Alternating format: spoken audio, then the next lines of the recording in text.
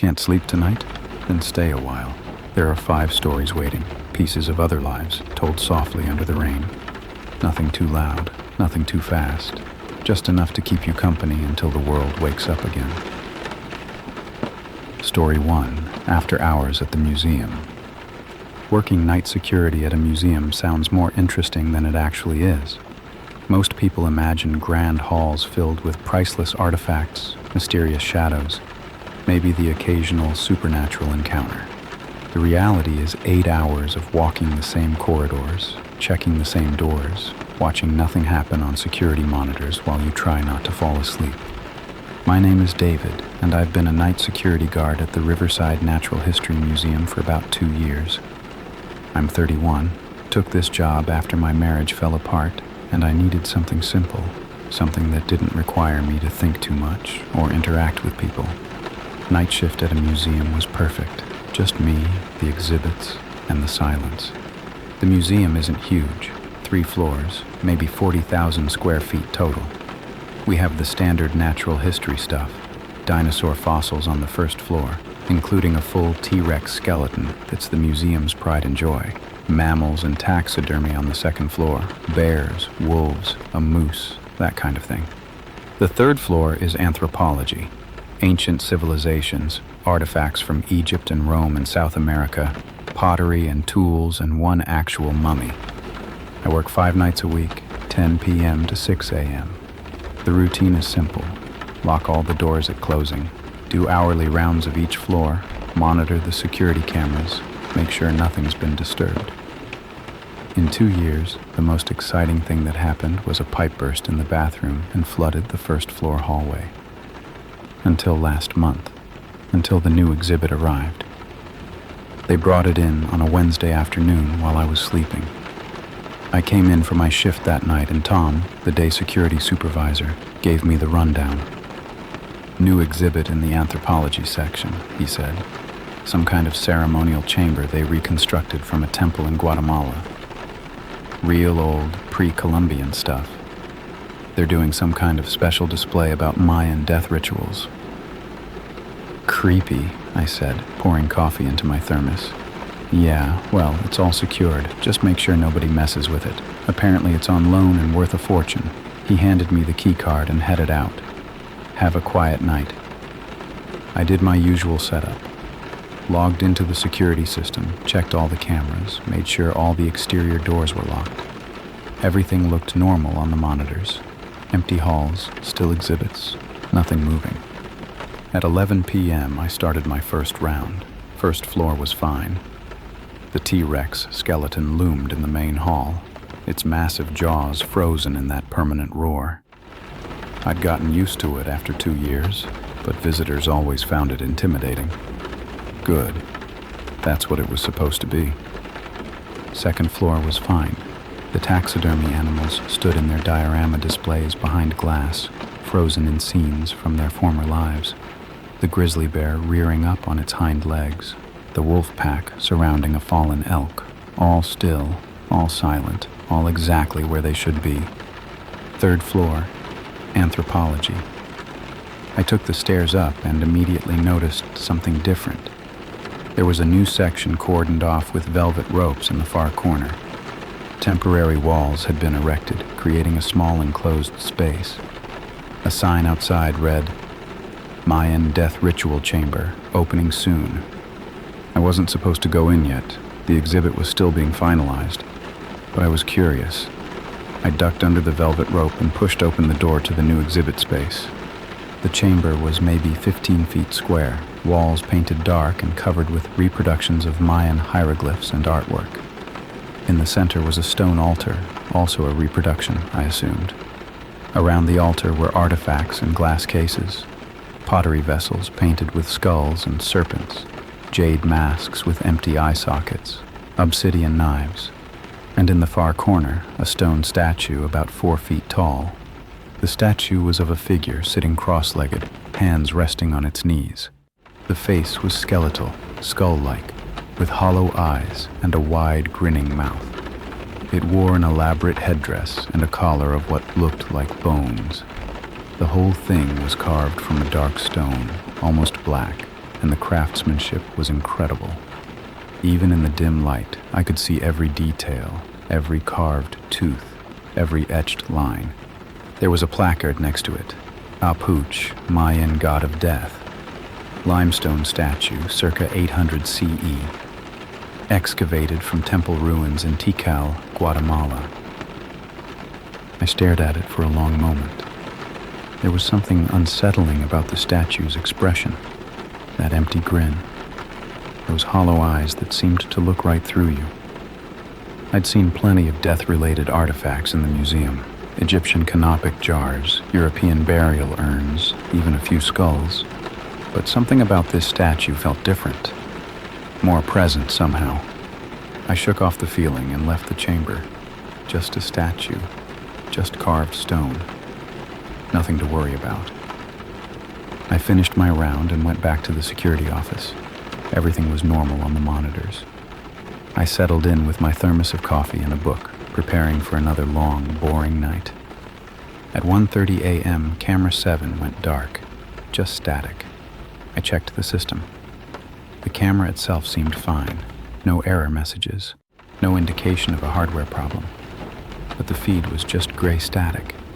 Camera 7 covered the third floor anthropology section, right where the new exhibit was. I sighed and grabbed my flashlight. Probably just a loose connection. I'd check it out, wiggle some wires, get it working again. I took the elevator to the third floor. The doors opened onto the dark hallway, my flashlight cutting through the shadows. The anthropology section was quiet, the glass cases reflecting my light as I passed, ancient pottery, woven textiles, stone tools, all exactly where they should be. I reached camera 7, mounted high on the wall near the new exhibit.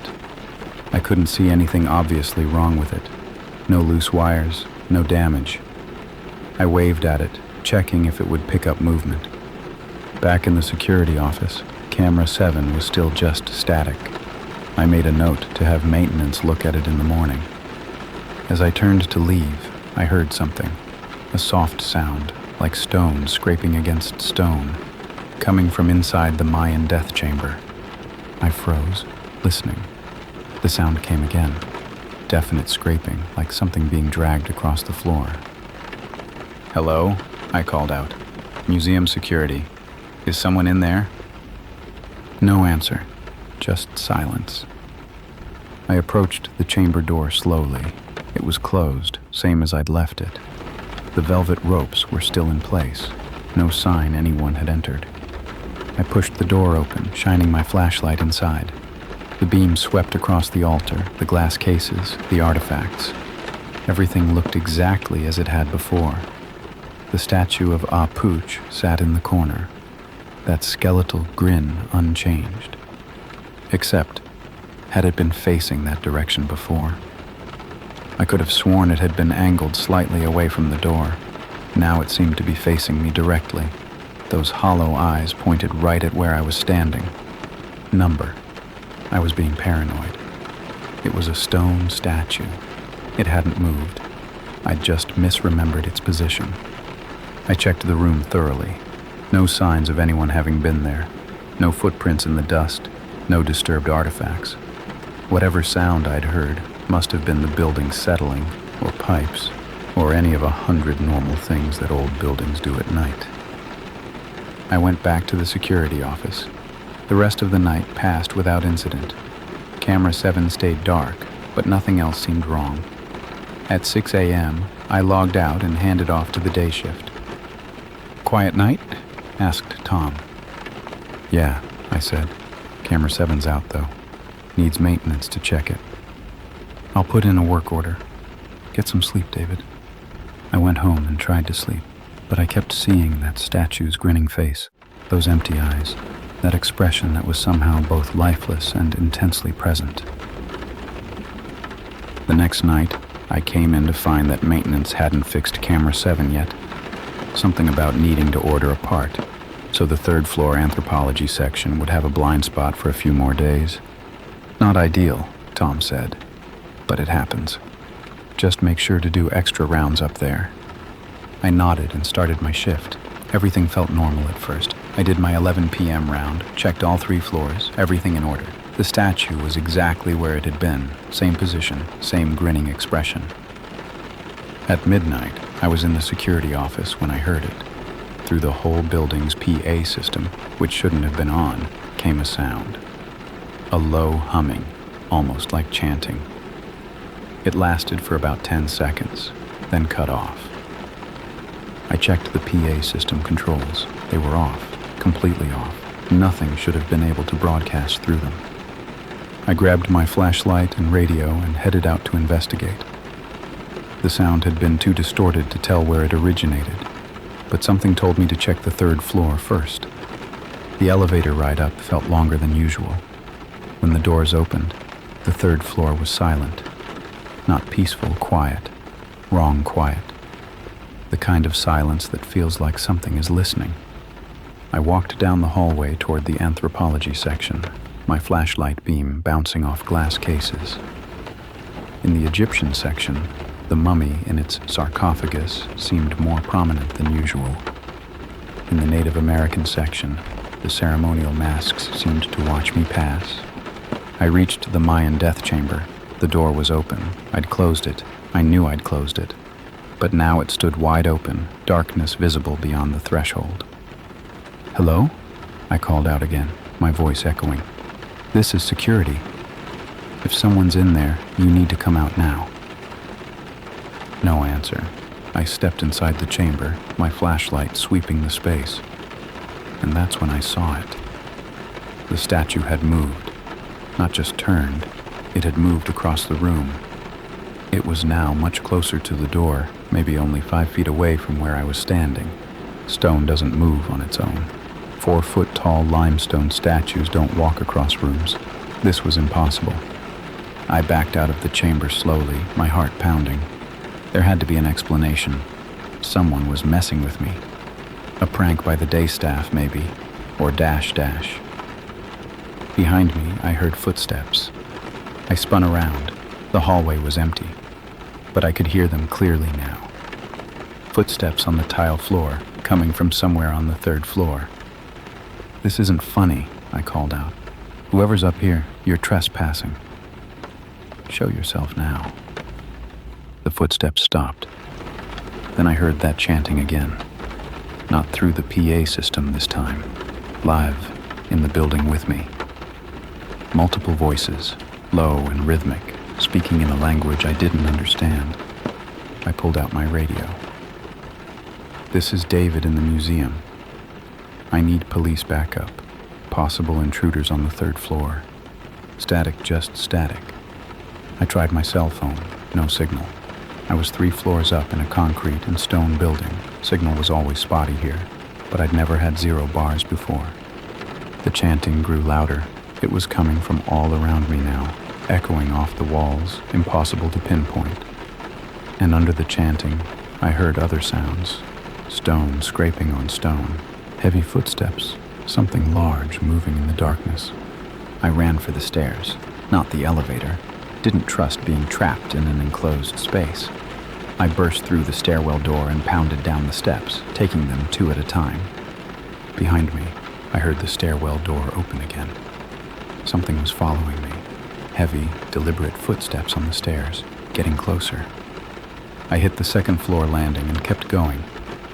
1st floor, ground level, almost to the exit. The footsteps behind me were getting closer.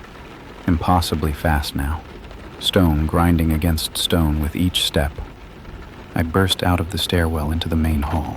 The T-Rex skeleton loomed above me. The emergency exit was right there, 30 feet away. I ran for it. Something grabbed my ankle. I went down hard, hitting the marble floor with enough force to knock the wind out of me. I twisted around to see what had grabbed me, and my flashlight beam illuminated it. The statue. Puh, the Mayan death god. It was on the floor behind me, one stone hand wrapped around my ankle, that skeletal face grinning up at me. It was alive. The statue was alive. I screamed and kicked, but its grip was iron strong. Stone fingers squeezed tighter. I could feel my ankle bones grinding together. The statue's head turned toward me with a sound like rocks scraping together. Those hollow eyes were no longer empty. They glowed with a dim, reddish light. The grinning mouth opened wider, revealing a black void inside. I grabbed my flashlight and swung it at the statue's head as hard as I could. The impact sent vibrations up my arm, but the stone didn't crack. The statue didn't even flinch. It started pulling me toward it, dragging me across the smooth marble floor. I clawed at the ground, trying to find purchase, but there was nothing to grab onto. "Please," I heard myself saying. "Please, no, please." The statue's other hand reached for my throat. Stone fingers, cold and impossibly strong, wrapped around my neck. I couldn't breathe, couldn't scream, could only stare into those glowing eyes and that black void of a mouth. This was it. I was going to die on the museum floor, killed by a walking statue of a death god. Then I heard breaking glass. The statue's head snapped toward the sound. Its grip on my throat loosened slightly. I gasped for air, spots dancing in my vision.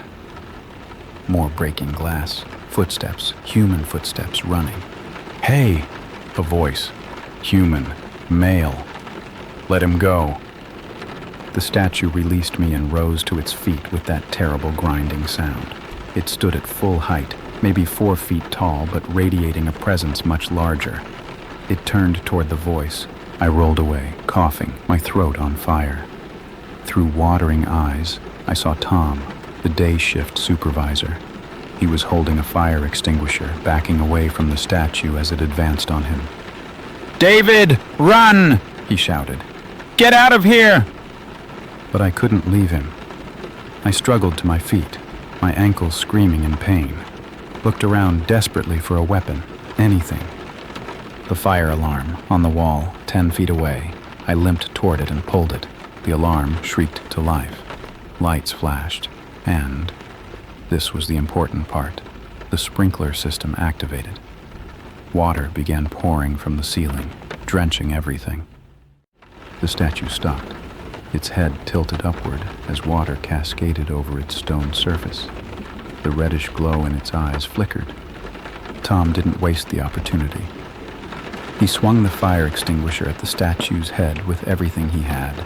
This time, something happened. A crack appeared in the stone, a hairline fracture running from the top of the skull down through one eye socket.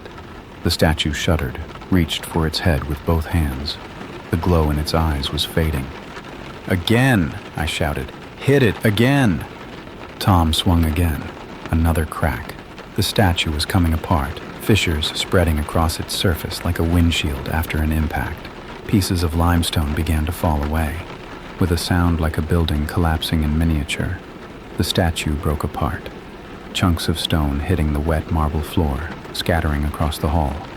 Within seconds, it was just rubble, just broken pieces of carved limestone, no longer moving, no longer alive.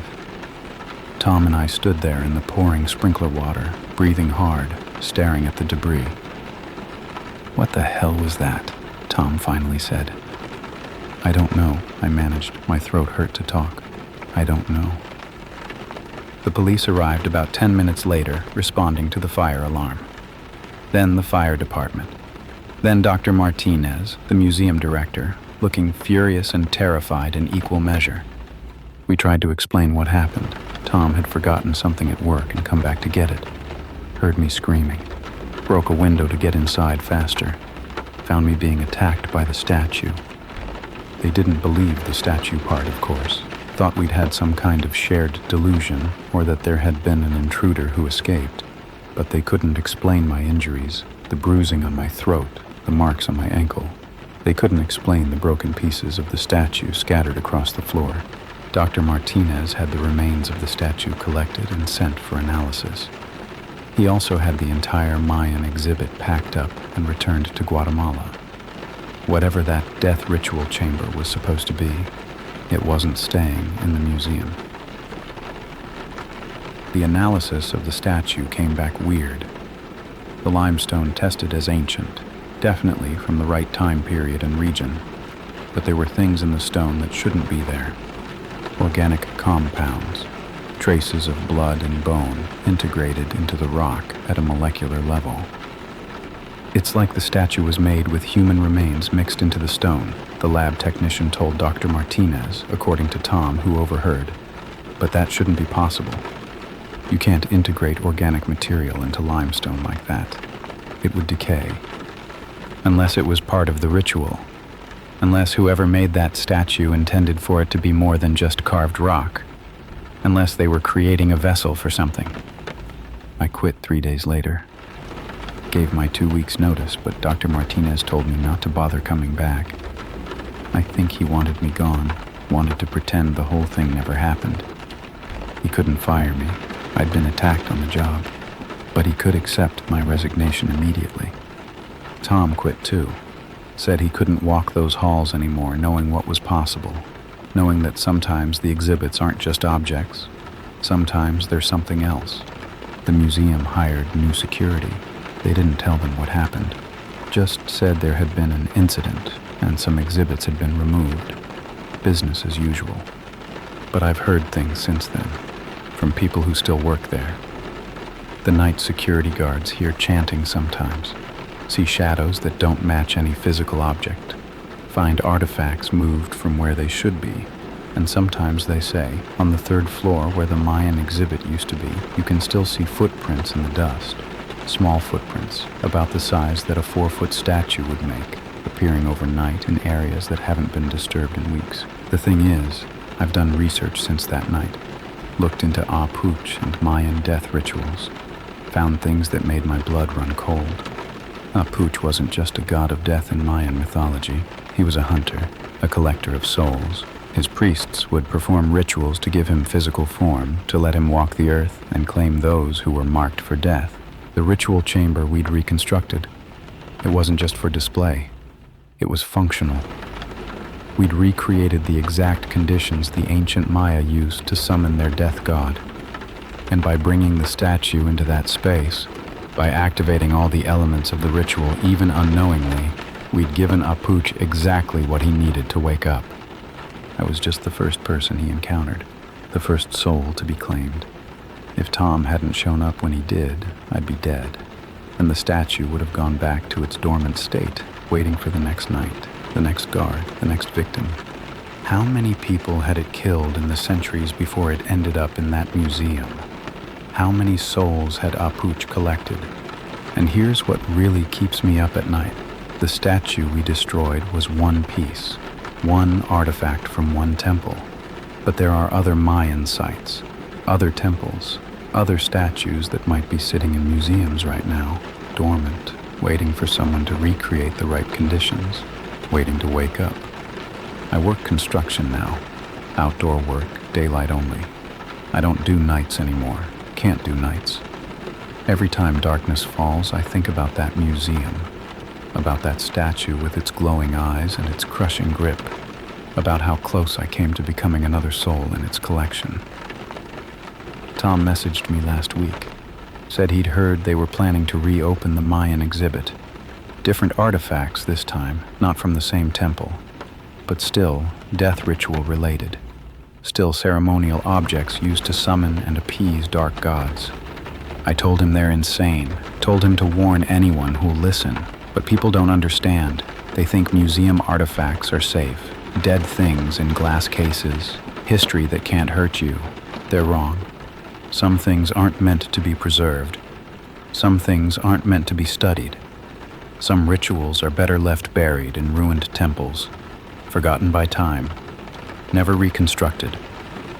Because when you bring them back, when you gather all the pieces and arrange them just right, sometimes you wake up something that should have stayed asleep, something that doesn't care about historical preservation or educational value, something that only knows how to do what it was created to do: hunt, claim, kill.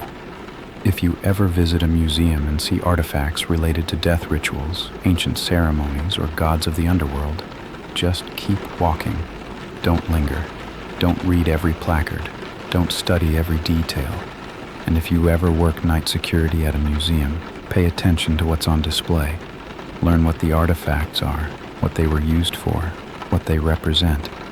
Because sometimes knowing what you're guarding is the difference between surviving the night and becoming part of the collection. The exhibits aren't always dead. Sometimes they're just sleeping, waiting for the right moment, the right conditions, the right victim. And sometimes, after hours at the museum, you're the only thing standing between an ancient evil and the outside world. The only person who knows that the statue in the corner just moved. The only one who hears the chanting in the darkness. The only one who'll have to decide whether to run or fight when the exhibits come to life. I chose to fight, barely survived, and I'll never set foot in another museum after dark. But somebody has to guard those halls at night. Somebody has to walk those corridors and check those rooms and trust that everything will stay exactly where it's supposed to be. I just hope whoever's doing it now knows what they're really protecting us from. And I hope they never have to find out the hard way, like I did, that some gods don't stay dead when we dig them up and put them on display. After hours at the museum, anything can happen. The exhibits can move. The ancient can awaken. The carefully preserved past can suddenly become a very dangerous present. Stay safe, stay alert, and if you see a statue move, run. Trust me on that one. Story 2. I found a closet bigger than my room. Finding affordable housing in New York City is like winning the lottery, except you still have to pay, and the prize is usually a shoebox with questionable plumbing. So when I found a studio apartment in Brooklyn for $900 a month, I should have known something was wrong. My name is Jordan. I'm 26, and I work remotely as a data analyst.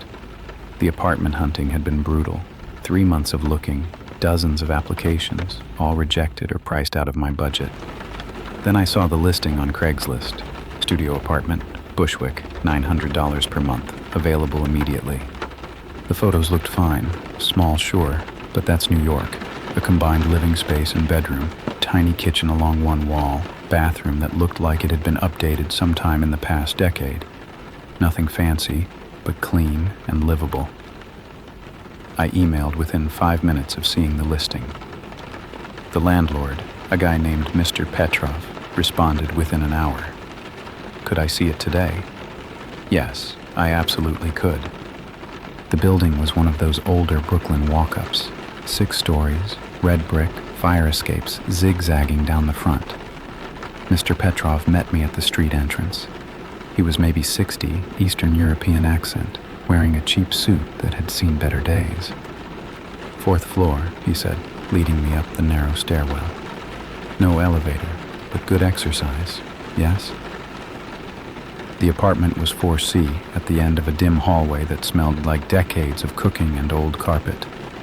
Mr. Petrov unlocked the door and gestured me inside.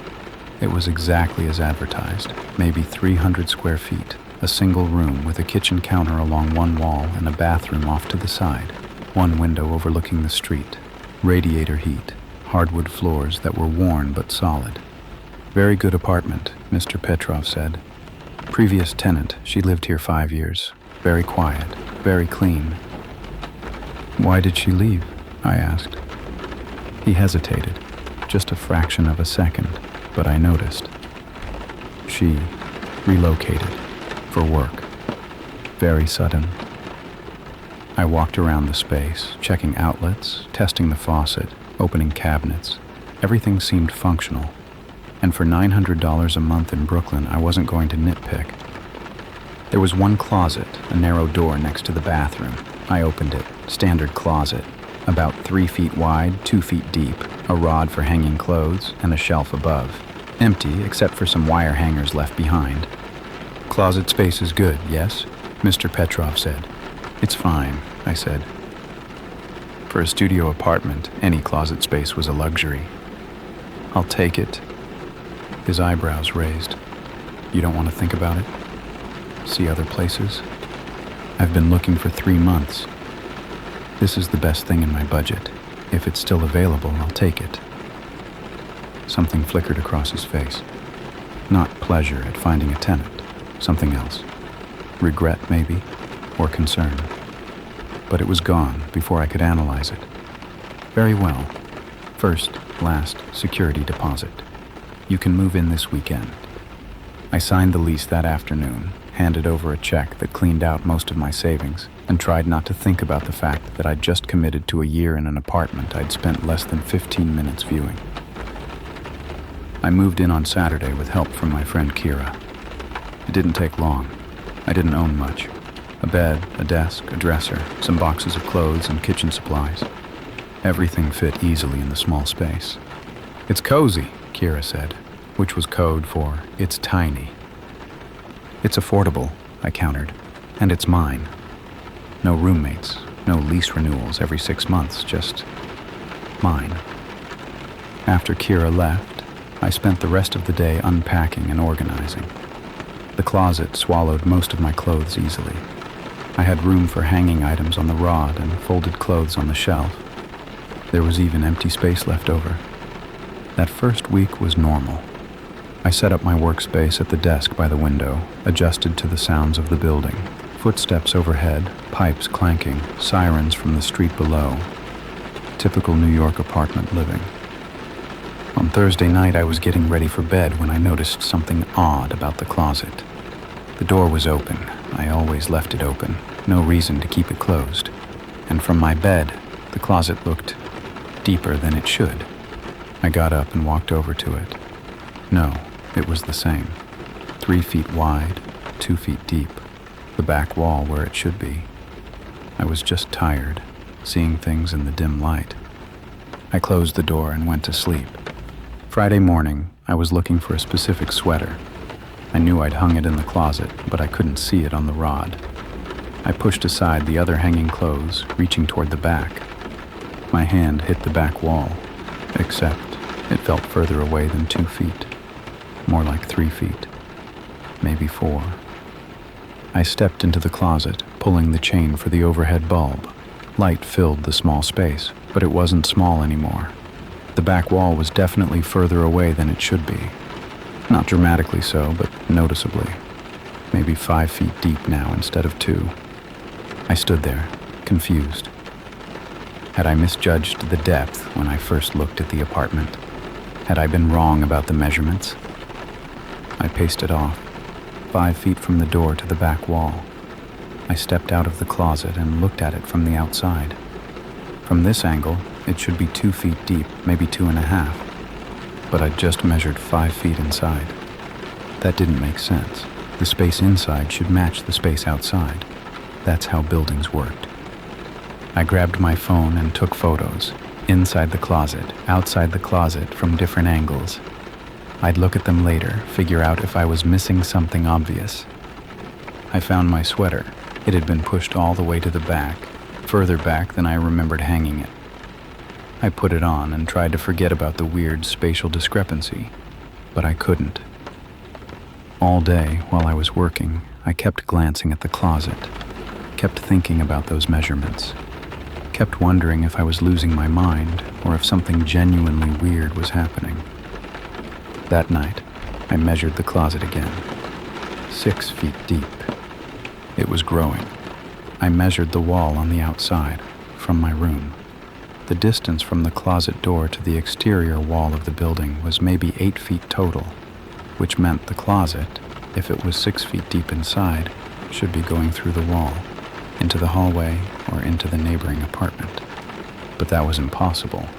Walls were solid. Closets didn't just expand through them. I knocked on the back wall of the closet, solid. I knocked on the wall of my room, the one the closet shared with the hallway, also solid. No hollow spaces, no hidden areas. But somehow, the closet was 6 feet deep and getting deeper. I didn't sleep well that night, kept waking up, checking the closet, measuring it. By morning, it was 7 feet deep.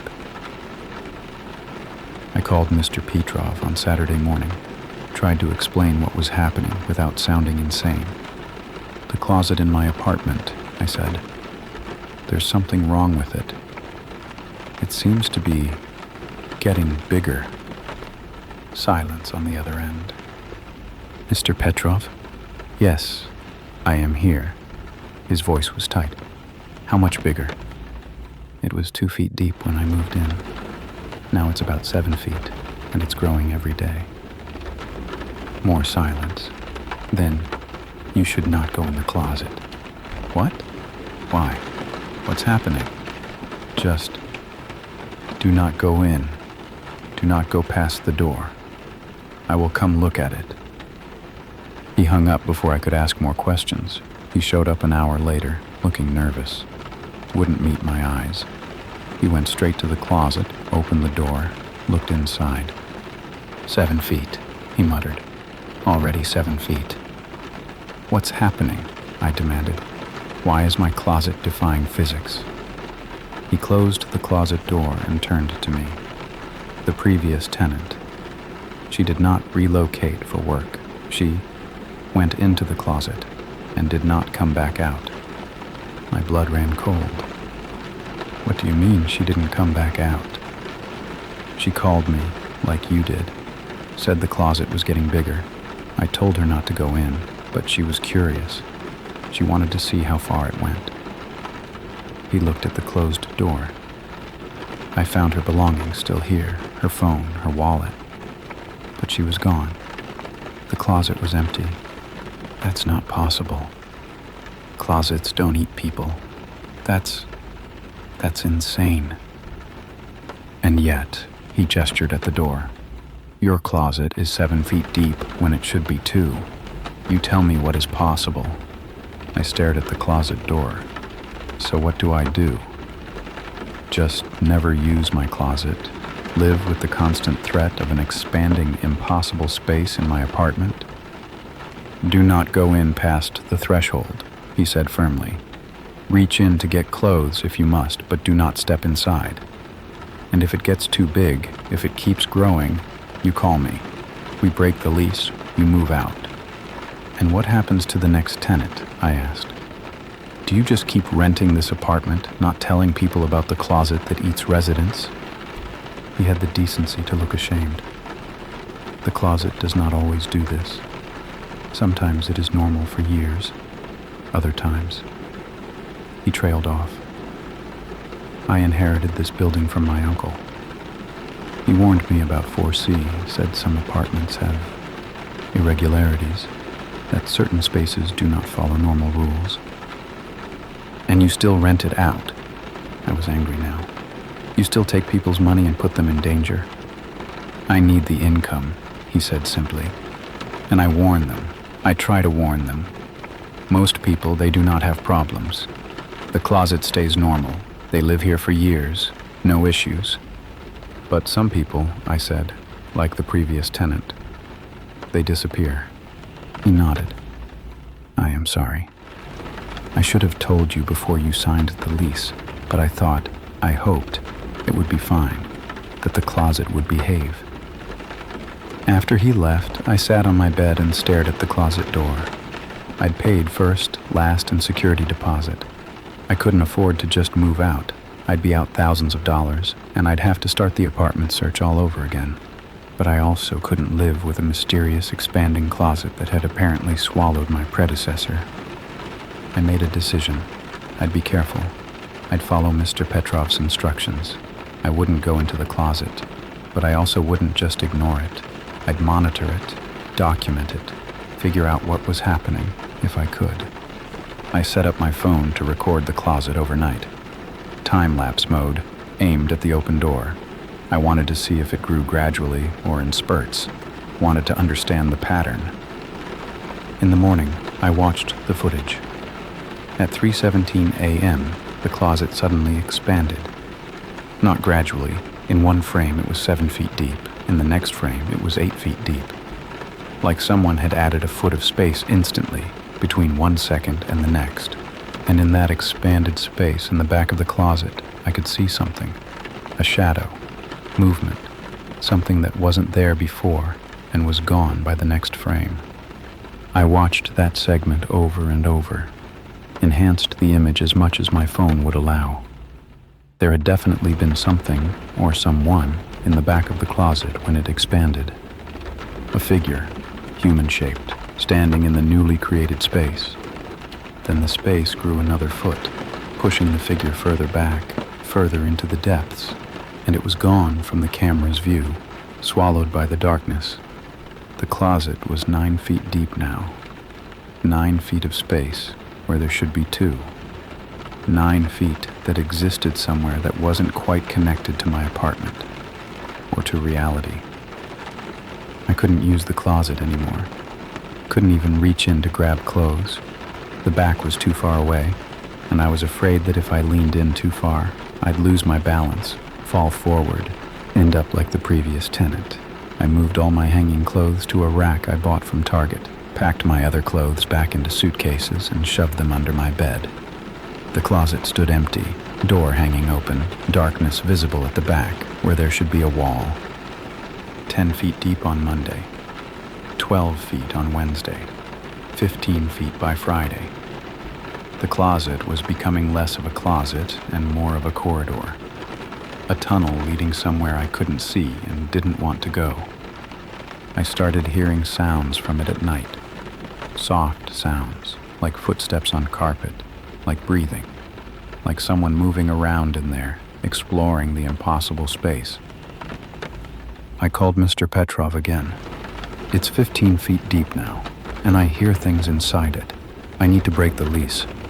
I will refund your deposits, he said quickly. All of them. But you must move out this weekend.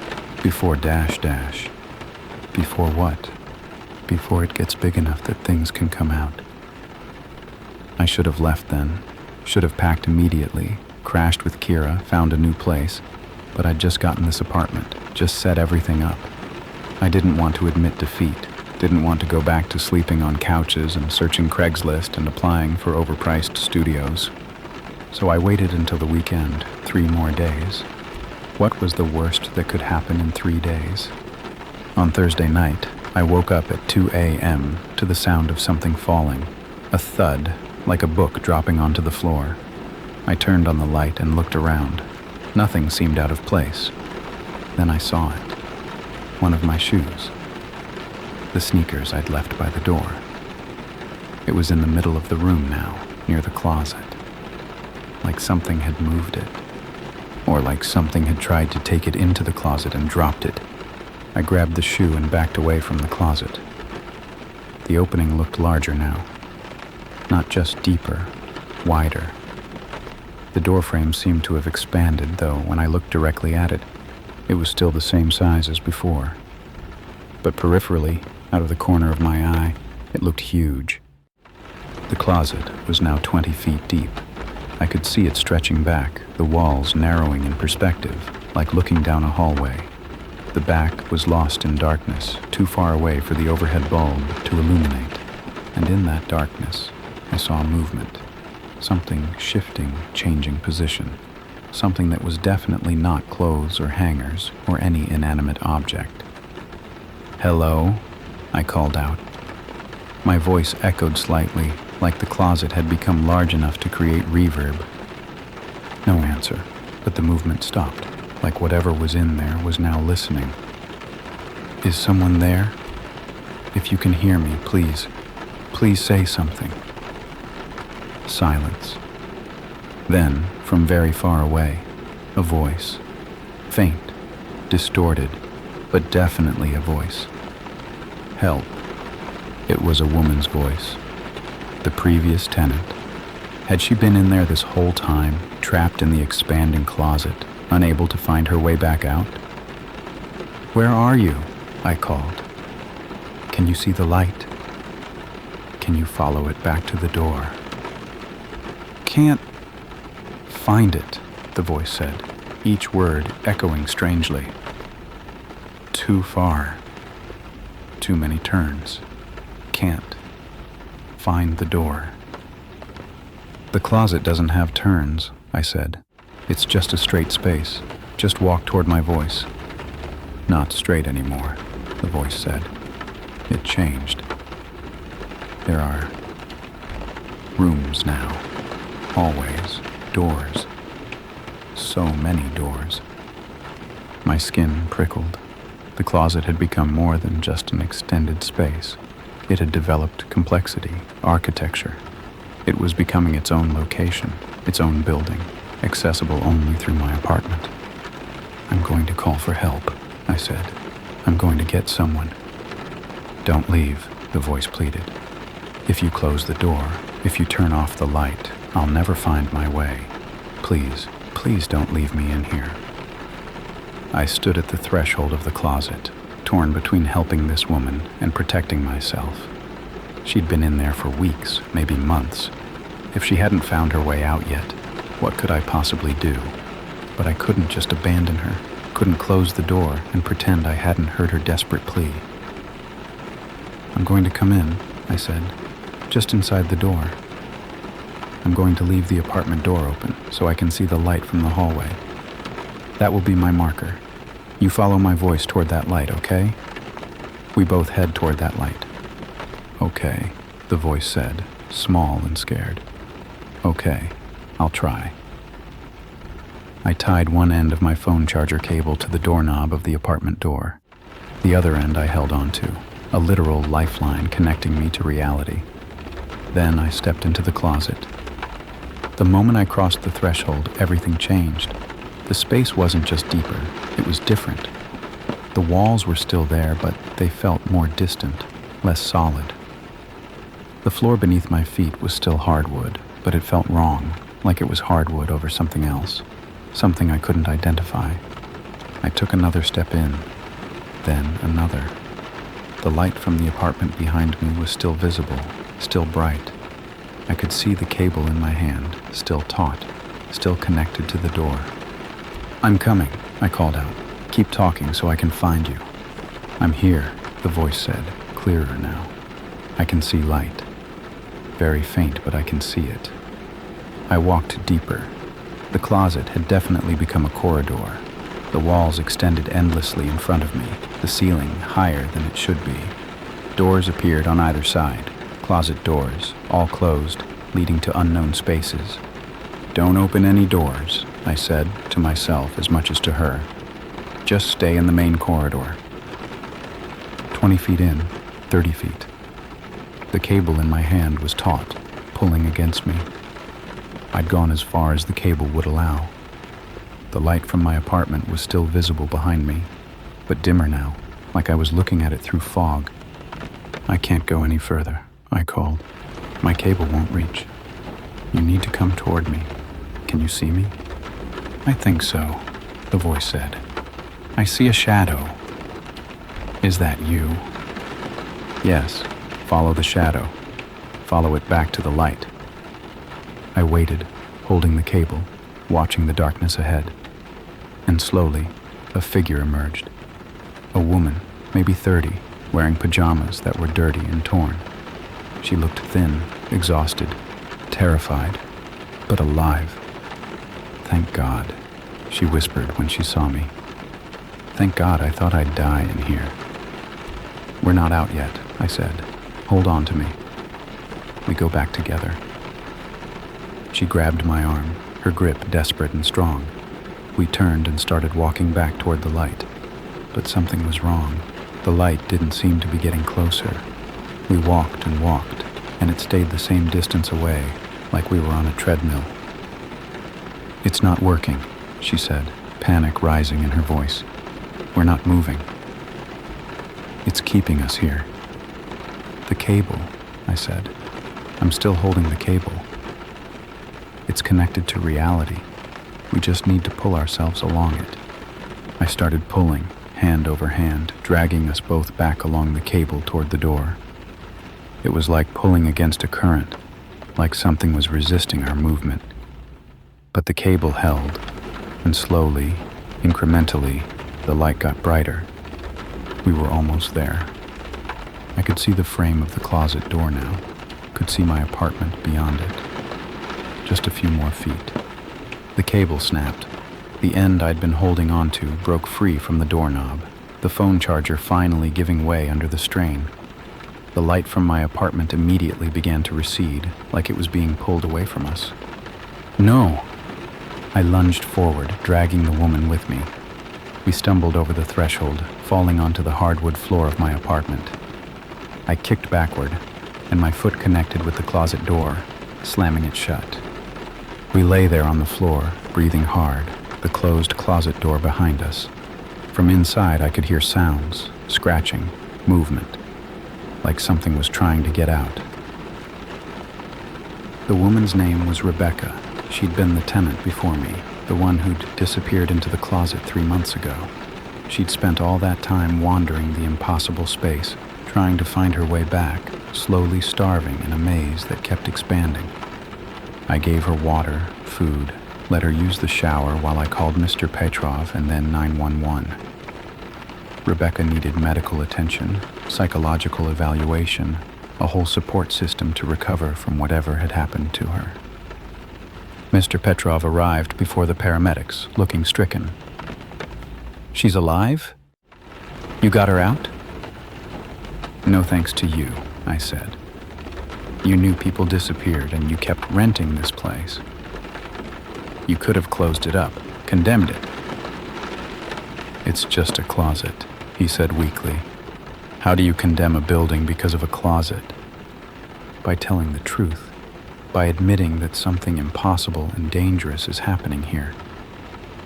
The paramedics arrived and took Rebecca to the hospital. The police took statements from both of us, though they clearly didn't believe the story about the closet. They thought Rebecca had been hiding somewhere, having some kind of breakdown. They thought I was embellishing or misunderstanding. After they all left, Mr. Petrov and I stood in my apartment, staring at the closed closet door. "What do we do?" I asked. "Board it up? Tear it down?" "I don't know," he admitted. "My uncle, he said some spaces are like this, thin places where reality doesn't quite hold. They can't be destroyed, only managed, contained." "How do you contain something that defies physics?" He shook his head. "You move out. You never open that door again. And I stop renting this apartment. I board up the door from the outside, seal this unit, pretend it doesn't exist." "And if whatever is in that closet finds another way out? If it spreads to other apartments, other buildings?" "Then we pray it doesn't," he said grimly. I moved out that night, took only what I could carry, left everything else. Mr. Petrov refunded my deposits, paid me extra for my silence and my trauma, paid Rebecca too when she got out of the hospital, a substantial settlement to keep her from talking. The apartment 4C is empty now. The door to the unit is locked and reinforced. The closet door inside, I assume, is still closed. But I wonder sometimes what's happening behind that door. If the space is still expanding, if more doors are appearing, more corridors, more rooms in an impossible architecture that grows without limit.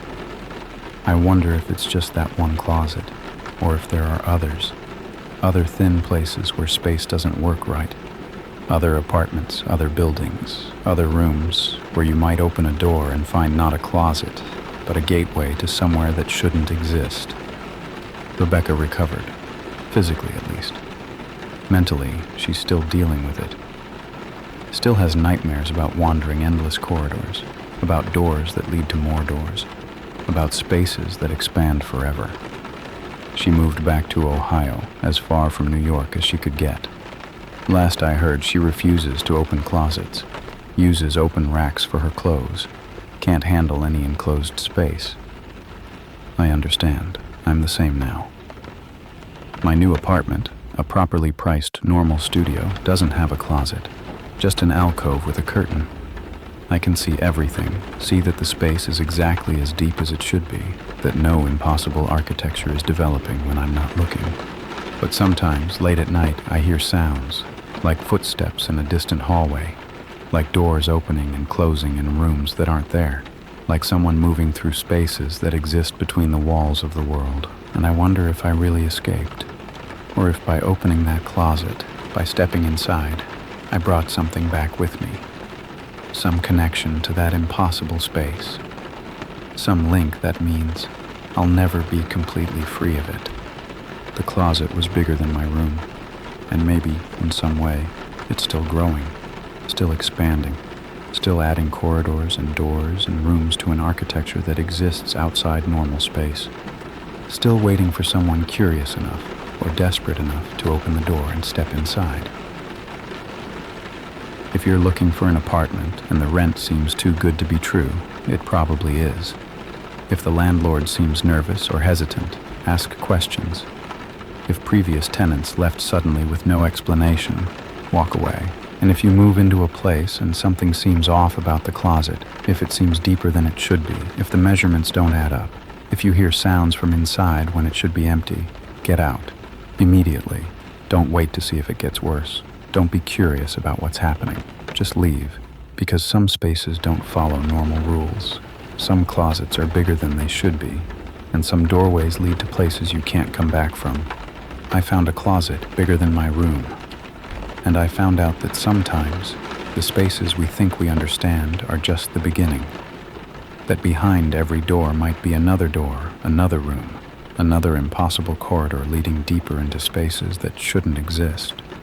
The world has thin places, cracks in reality, closets that expand into infinity. And once you find one, once you know they exist, you can never feel completely safe in enclosed spaces again. Every closet might be the one that grows. Every door might be the one that leads somewhere else. Every enclosed space might be the beginning of an architecture that defies comprehension. I lived in apartment 4C for less than 2 weeks, but I'll be living with what I found there for the rest of my life. The closet was bigger than my room, and now, in my nightmares, it's bigger than the building, bigger than the city, bigger than everything. Still growing, still expanding, still waiting for someone to open the door. Story 3, the detour that never ended. Road trips are supposed to be straightforward. You plug your destination into GPS, follow the blue line, stop for gas and bathroom breaks, and eventually you arrive. Simple, predictable, safe. That's what I thought when I left Phoenix heading to Denver. 12 hours. Straight shot up through New Mexico and into Colorado. I'd done longer drives. This should have been easy. My name is Chris, I'm 34, and I'm a freelance photographer. I was driving to Denver for a wedding gig, good money, and an excuse to get out of the Arizona heat for a weekend. I left on a Thursday afternoon, planning to drive through the night and arrive Friday morning with time to rest before the rehearsal dinner. The drive started normally. I-17 north out of Phoenix, then onto I-40 east.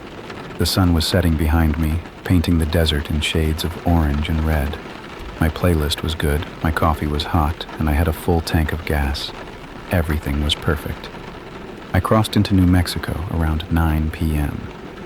The landscape changed from Arizona desert to New Mexico plains, flat and empty under a huge sky full of stars. Traffic was light. Mostly semis and the occasional car. The highway stretched ahead of me, straight and endless. Around 10:30, I saw the construction sign. Road work ahead, detour 2 miles. Standard highway construction. Annoying, but normal. I'd probably lose 20 minutes, maybe half an hour. No big deal. The detour sign appeared right where it said it would, with an arrow pointing to an exit ramp. I took it, following the detour markers onto a smaller highway. 2 lanes, no streetlights, just my headlights cutting through the darkness. The GPS recalculated. Proceed for 15 miles, then turn right onto County Road 47. 15 miles on a detour seemed like a lot, but I trusted the signs. They were official looking, orange diamonds with black arrows, reflective lettering. The kind of signs road crews put up all the time. I drove through the empty New Mexico night. No other cars, no buildings, no lights, except my own. Just darkness and stars, and the white line in the road. The playlist cycled through songs I'd heard 100 times. At the 15-mile mark, I saw the next detour sign. Right turn onto County Road 47, just like the GPS had said. I took it. The road got narrower, the pavement rougher, more rural, but still a legitimate road. Still marked with detour signs every mile or so. Proceed for 22 miles, the GPS said. 22 miles seemed excessive for a detour, but maybe the construction was more extensive than I'd thought. Maybe they were repaving a long stretch of highway. It happened. I drove. The county road wound through nothing, just flat desert scrubland. the occasional silhouette of a mesa in the distance. No towns, no ranches, no signs of human habitation, just me and the road and the night. After 20 miles, I started to feel uneasy. The detour signs kept appearing, but I hadn't seen any indication of where this road was going. No signs for towns or highways, no markers showing distance to anything, just detour arrows pointing forward. At the 22-mile mark, another detour sign. Left onto Route 518. The GPS recalculated again. Proceed for 31 miles. 31 miles. I'd already driven almost 40 miles on this detour. At this rate, I'd end up farther from Denver than when I'd started. I pulled over and checked my phone. 1 bar of signal. I tried to pull up Google Maps, but it wouldn't load. Tried to call someone, but the call wouldn't go through. Just that one flickering bar. Not enough for data or voice. I looked at my car's GPS. It showed me on Route 518, heading northeast. The blue line to Denver was still there, but it looked wrong. Too many turns, too many small roads. The estimated arrival time had jumped from 6 a.m. to 11 a.m. Something was wrong. This detour didn't make sense. I decided to turn around, head back the way I'd come, find the interstate again, even if it meant backtracking an hour. Better to lose time than to keep driving deeper into nowhere. I turned the car around and headed back the way I'd come, but after about 2 miles, I saw a detour sign, pointing the opposite direction, the same direction I'd just come from. That was impossible. I'd just driven this road. There hadn't been a detour sign here before. I stopped the car and got out, walked up to the sign. It looked real. Official highway department sign, reflective lettering, proper mounting. But it was facing the wrong direction. Or I was going the wrong direction. I couldn't tell anymore. I got back in the car and kept driving, tried to retrace my route. But the road didn't look the same. The turns were different. The landmarks I'd passed before, a distinctive rock formation, a dead tree, they weren't there. After 10 miles, I reached an intersection. 4 roads meeting in the middle of nowhere, and on each road, a detour sign. All 4 pointing in different directions, all marked with the same official-looking symbols. I sat at that intersection for a long time, engine idling, trying to figure out which way I'd originally come from. But I couldn't remember. All 4 roads looked the same. Dark pavement, white lines, endless darkness beyond the reach of my headlights. I checked my gas gauge, still 3/4 full. Okay, I had plenty of fuel. I wasn't in danger of being stranded. I just needed to think logically, pick a direction, and commit to it. I chose the road that felt most like it headed west, back toward the interstate. Drove for another 15 miles. The detour signs kept appearing, kept directing me forward, and the GPS kept recalculating, kept adding miles to my journey, kept showing an arrival time that pushed further and further into the future. I'd been on this detour for almost 2 hours. I'd driven maybe 80 miles, and I had no idea where I was or how to get back to the interstate. At midnight, I saw lights ahead, the first lights I'd seen since taking the detour. A small town, maybe, a gas station, somewhere I could stop, ask for directions, figure out where the hell I was. As I got closer, I realized it wasn't a town. It was a rest area, one of those highway rest stops with bathrooms and vending machines and picnic tables. There were 2 other cars in the parking lot, both empty. A couple of semi-trucks parked at the far end. I pulled in and parked, got out and stretched my legs. The air was cold, much colder than it should have been for New Mexico in May. My breath came out in visible puffs. The rest area had a map board, one of those "You are here" displays that shows the local area. I walked over to it, desperate for some orientation. But the map was strange. It showed a network of roads, but they didn't match any map I'd ever seen. The road I was supposedly on, Route 518, connected to roads with numbers I didn't recognize. The towns marked on the map had names I'd never heard of. Cimarron Creek, Blackwell Junction, Dead Horse Valley. And in the center of the map, in large letters, Detour Zone, delays expected. Detour Zone? What kind of designation was that? I heard a door close and turned around. A man was walking toward me from one of the semi-trucks, middle-aged, wearing jeans and a flannel shirt, trucker cap pulled low. "You lost?" he asked. "Yeah," I admitted. "Took a detour about 2 hours ago, and I can't seem to find my way back to I-40. He nodded, like this was expected. "How long you been driving the detour?" "Like I said, about 2 hours." "Not how long tonight. How long total? Days? Weeks?" I stared at him. "What?" "No, just tonight. I took the detour around 10:30. His expression was grim. That's what I thought too when I first got here. 2 hours, then 4, then 8. Thought I was just turned around, that I'd find the interstate any minute. He looked out at the darkness beyond the rest area. That was 6 days ago. My stomach dropped. 6 days? That's not possible. You've been driving the same detour for 6 days. Me and everyone else here. The couple in that sedan over there. They've been here for 3 days. The woman in the SUV, 9 days. He gestured at the empty parking spaces. Others gave up, parked here, waiting for someone to rescue them. But nobody comes. Nobody even knows this place exists. "This is insane," I said. "We can't be trapped on a detour. It's just roads. We can turn around, drive back." "Can't," he interrupted. "Try it. Every road leads to another detour sign. Every turn takes you deeper in. The GPS keeps recalculating but never shows you a way out. Phone signals don't work. It's like this whole area is separate, cut off from the real world."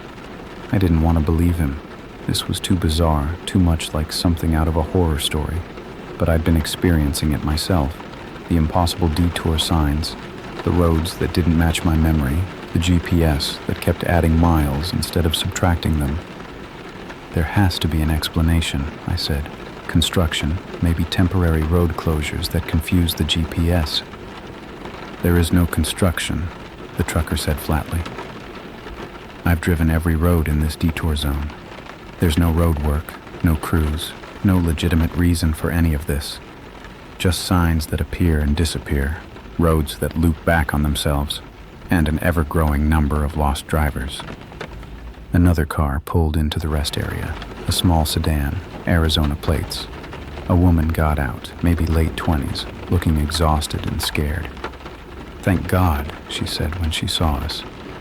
"I've been driving for hours. I took a detour off I-40 and I can't find my way back. Do you know where we are?" The trucker and I exchanged glances. He gestured to the map board. "Welcome to the detour zone. Population, everyone who makes the mistake of trusting the signs." I watched the woman's face go from relief to confusion to horror as the trucker explained what was happening. The same story I'd just heard. The same impossible situation. "But I have to get to Albuquerque," she said, her voice breaking. "I have a job interview tomorrow morning. This can't be happening." "Join the club," the trucker said. "We're all supposed to be somewhere else.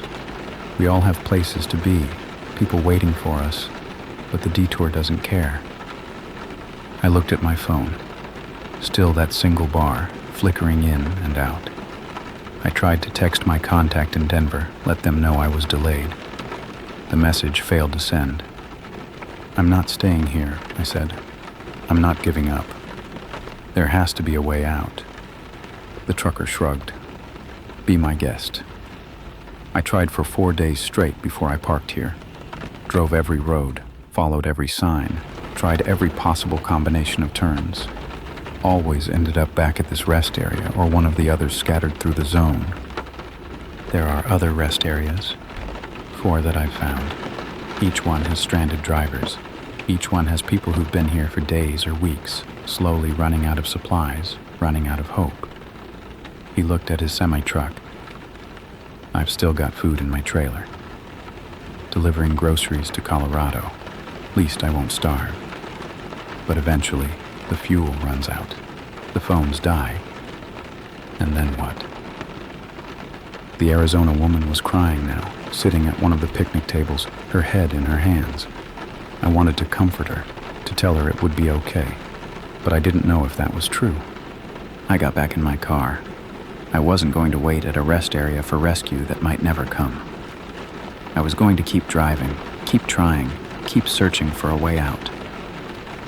Good luck, the trucker called after me. Hope you're smarter than I was. I pulled out of the rest area and back onto the dark road. The detour signs continued, arrow after arrow pointing deeper into the maze, but I had to believe there was an exit somewhere, had to believe this wasn't permanent. I drove through the night, following signs, taking turns, trying to find some pattern or logic to the detour route. But there was none. The roads wound through empty desert, connecting to other empty roads, all of them marked with those official-looking detour signs. At 3 a.m., I passed the same rest area again, the same one I'd left an hour ago. The trucker's semi was still there, along with the other vehicles. I hadn't circled back intentionally. I'd been trying to drive east, but somehow I'd ended up back where I started. I kept driving. At 4 a.m., I passed a different rest area. This one had 5 cars and 3 semis. I didn't stop. At 5 a.m., another rest area. More vehicles, more stranded people. At 6 a.m., as the sun started to rise over the New Mexico desert, I saw something that made me slam on the brakes. A car on the side of the road. Not parked, abandoned. The driver's door was open. The interior light was still on, though the battery must be nearly dead. I pulled over and approached carefully. No one inside. No signs of struggle. Just an abandoned car, left in the middle of the detour with its door open and keys still in the ignition. There was a note taped to the steering wheel. I pulled it off and read it. The handwriting was shaky, desperate. Day 14, gas empty. Phone dead, tried walking. Roads keep changing, going to follow the sun. If anyone finds this, tell my family I tried to get home. Tell them I tried. It wasn't signed. No name, no date. No indication of when this person had given up their car and tried to walk out. But they'd been here for 14 days. 14 days driving the same impossible detour. And then they'd abandoned their car and walked into the desert, following the sun, hoping to find something, anything beyond the roads. I wondered if they'd made it. If there was a way out on foot that didn't exist by car. But I suspected not. Suspected that whoever wrote this note was still out there somewhere, walking in circles, lost in a maze that didn't obey normal rules. I got back in my car. I'd been driving for 7 hours now. 7 hours since I took the detour. My gas tank was down to half. My phone battery was at 30%. I was exhausted, scared, and starting to accept what the trucker had tried to tell me. I was trapped. We were all trapped.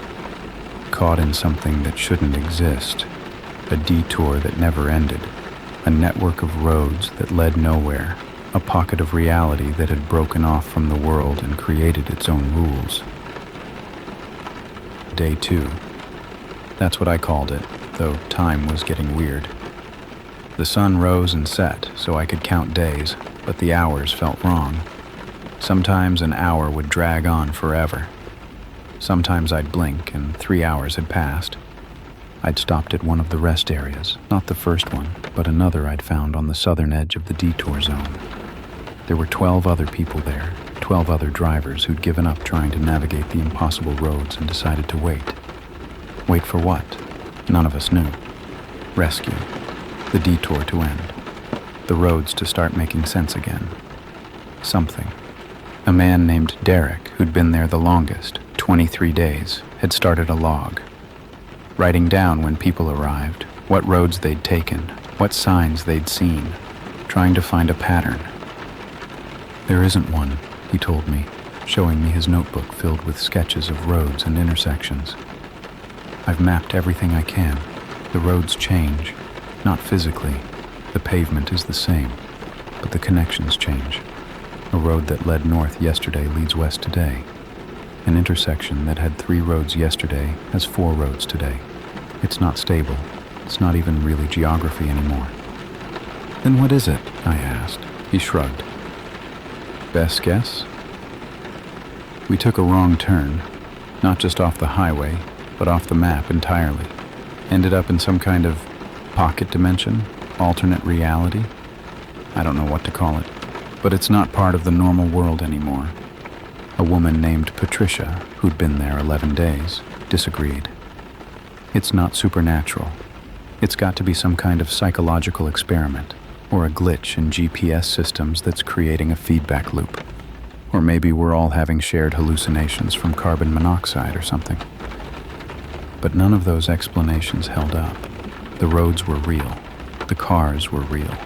The physical space existed. It just didn't connect to anywhere else anymore. I spent days trying to escape, followed different strategies suggested by other drivers, ignored the detour signs, and tried to drive straight. That just led to dead ends. Literal dead ends where the road suddenly stopped at a wall of rock that shouldn't exist. Tried to drive off-road. The desert terrain was too rough. I'd just get stuck and have to turn back. Tried to wait at intersections to see if the roads changed while I watched. They didn't. They only changed when I wasn't looking. On day 5, a new driver arrived. A young guy, maybe 25, driving a beat-up Honda. He'd been on the detour for only 2 hours and was still in the denial phase. Certain he could find his way out if he just tried hard enough. "You'll learn," Derek told him. We all learned. But the kid didn't listen. He got back in his car and drove off, determined to be the one who escaped. I hoped he would. Hoped he'd find something we'd all missed. But I knew better. He was back at the rest area 6 hours later, out of gas, defeated. On day 7, I made a decision. I couldn't stay at the rest area forever. Couldn't just sit there waiting for something to change. Even if I couldn't escape, I could explore. Learn as much as possible about this place. Maybe find other trapped drivers, other rest areas, other clues. I said goodbye to Derek and Patricia and the others. They thought I was crazy to keep trying. Maybe I was. But staying in one place felt like giving up, and I wasn't ready for that. I drove, with no destination, just driving, seeing what there was to see in this impossible network of roads. I found more rest areas, more abandoned cars, found a gas station, an actual functional gas station that seemed to exist solely to keep trapped drivers mobile. The pumps worked. No one was there to take payment. Just free gas, like the detour wanted us to keep driving. I found a diner on day 9. Just appeared on the side of the road. A classic American diner with neon signs and everything. I went inside. The place was empty except for a waitress who looked exhausted. "Coffee?" she asked, like this was completely normal.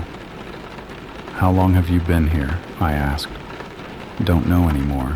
Years, maybe. Time's weird here." She poured coffee into a cup. I was driving through, stopped for a break, and when I tried to leave, I couldn't find the exit. Been working here ever since. Figured if I'm stuck, might as well do something useful.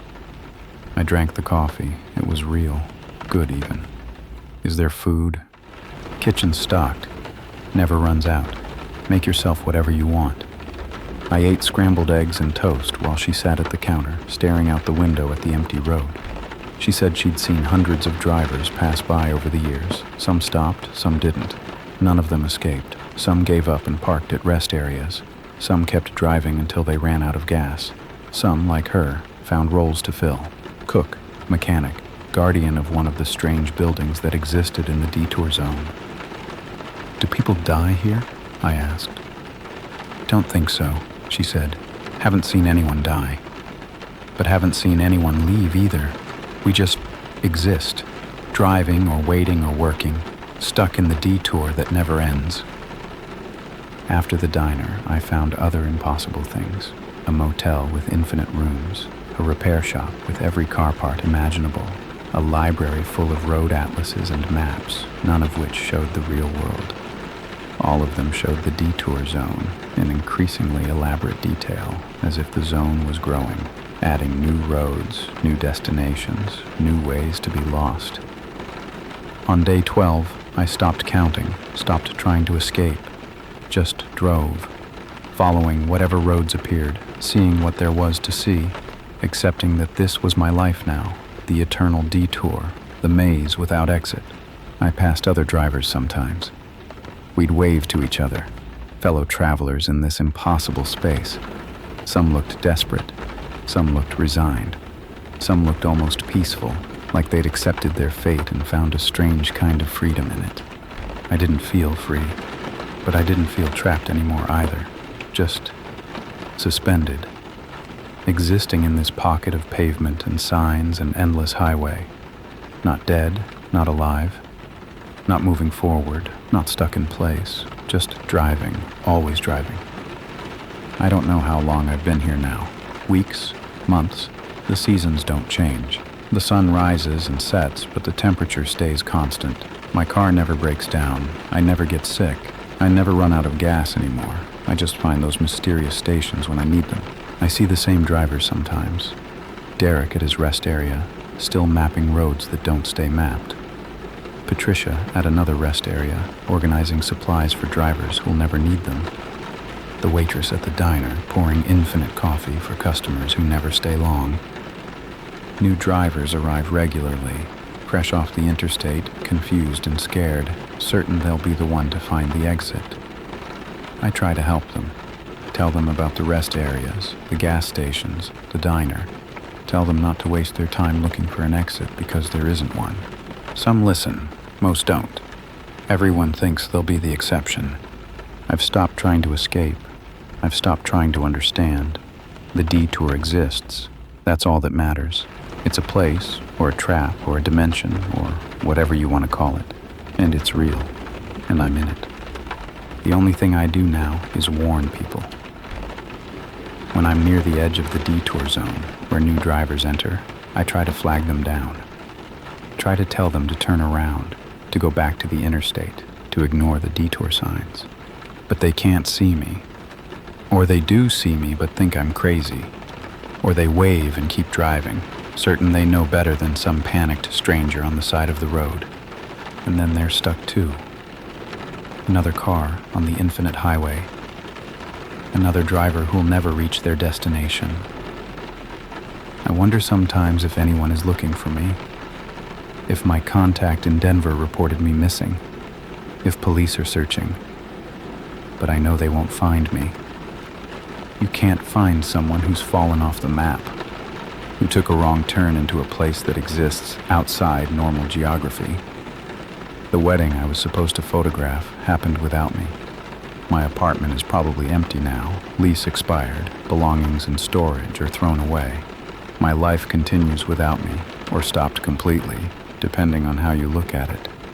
But I'm still here, still driving, still seeing the same roads, the same signs, the same endless detour. There are worse fates, I suppose. I have freedom of movement. I have resources. I have other people when I want company. I have purpose, warning new drivers, helping where I can. What I don't have is a destination, an end, a way forward that leads anywhere except more driving. The detour never ends. That's the thing I've accepted. That's the truth I've learned. When you take a wrong turn, sometimes there's no way to correct it.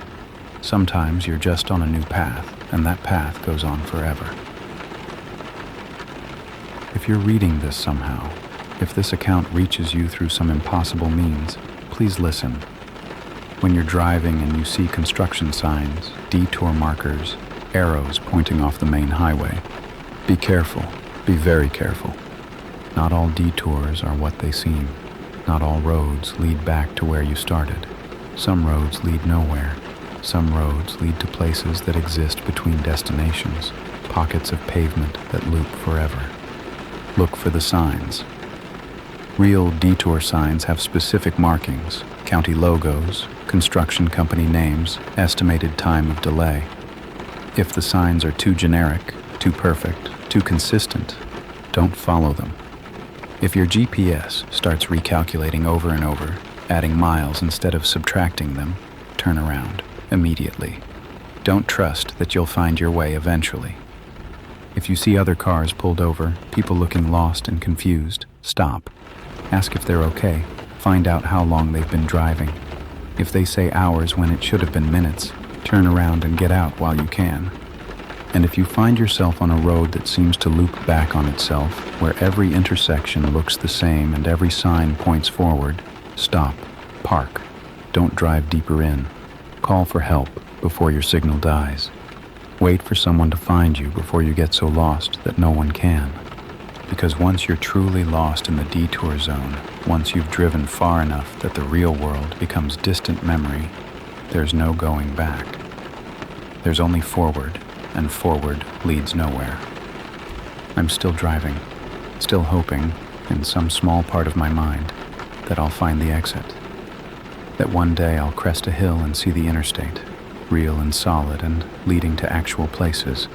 That I'll pull back into normal traffic and continue on to Denver or Phoenix or anywhere that exists on a real map.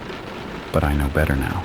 The detour never ends. The roads go on forever, and I'm just another driver in an endless chain of trapped travelers, all of us following signs that lead nowhere.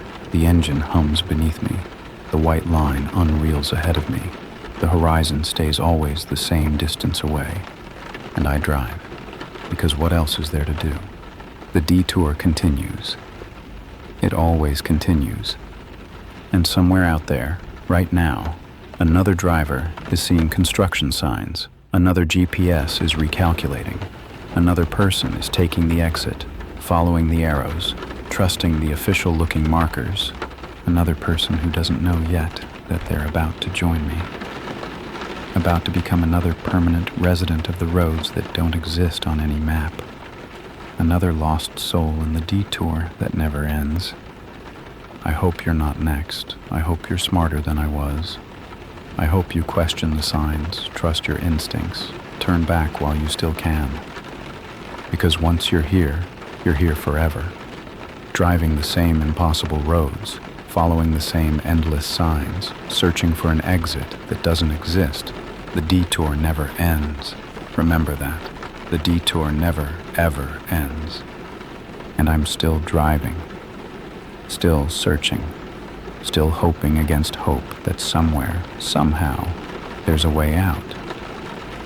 But in my heart, I know the truth. There is no way out. There's only the road ahead and the road behind and the infinite variations between them. The detour is eternal, and so am I now. A ghost on an endless highway, warning others who can't hear me, driving roads that lead nowhere, forever. Story 4, The Porch Light Blinked in Morse Code. My grandfather taught me Morse code when I was 10 years old. He'd been a radio operator in the Navy back in the 60s, and even though the world had moved on to satellites and digital communication, he never forgot those patterns. Dot dash dot. Short, long, short. A language of light and sound that could cross vast distances. You never know when you might need it, kiddo, he'd said, teaching me the patterns on lazy summer afternoons. Communication is survival. Remember that. I'm 27 now, and I haven't thought about Morse code in years. Not until 3 weeks ago, when the porch light at my rental house started blinking. My name is Olivia, and I live alone in a small 2-bedroom house in suburban Minnesota. It's nothing special. Built in the 70s, needs updating, slightly too expensive for what it is, but it's mine for now. The neighborhood is quiet, mostly families and retirees, the kind of place where people wave from their lawns and everyone knows everyone else's business. I moved in last October, about 6 months ago. The landlord, an older guy named Mr. Peterson, was friendly enough. Gave me the standard tour, explained that the garbage goes out on Tuesdays, warned me that the basement gets damp in spring, normal landlord stuff. The house came with all the usual fixtures, kitchen appliances, a washer and dryer in the basement, ceiling fans in every room, and a porch light by the front door, one of those motion-activated ones that turns on when someone approaches. For the first 5 months, it worked fine. Did exactly what it was supposed to. I'd come home from work, walk up to the door, and the light would click on. Automatic. Convenient. Nothing weird. Then, 3 weeks ago, it started acting up. I first noticed it on a Tuesday night. I'd gotten home late from my job at the hospital. I'm a phlebotomist, which means I spend my days drawing blood and dealing with people who hate needles.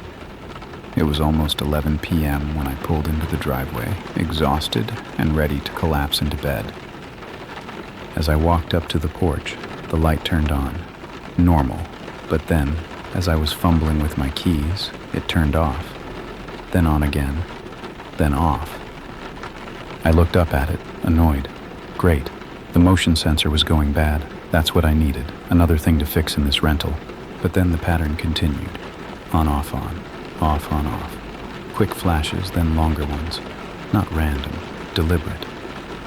I stood there on my porch, keys in hand, staring at that light. And something in the back of my mind, some memory from those childhood summers with my grandfather, started to surface. That wasn't a malfunction.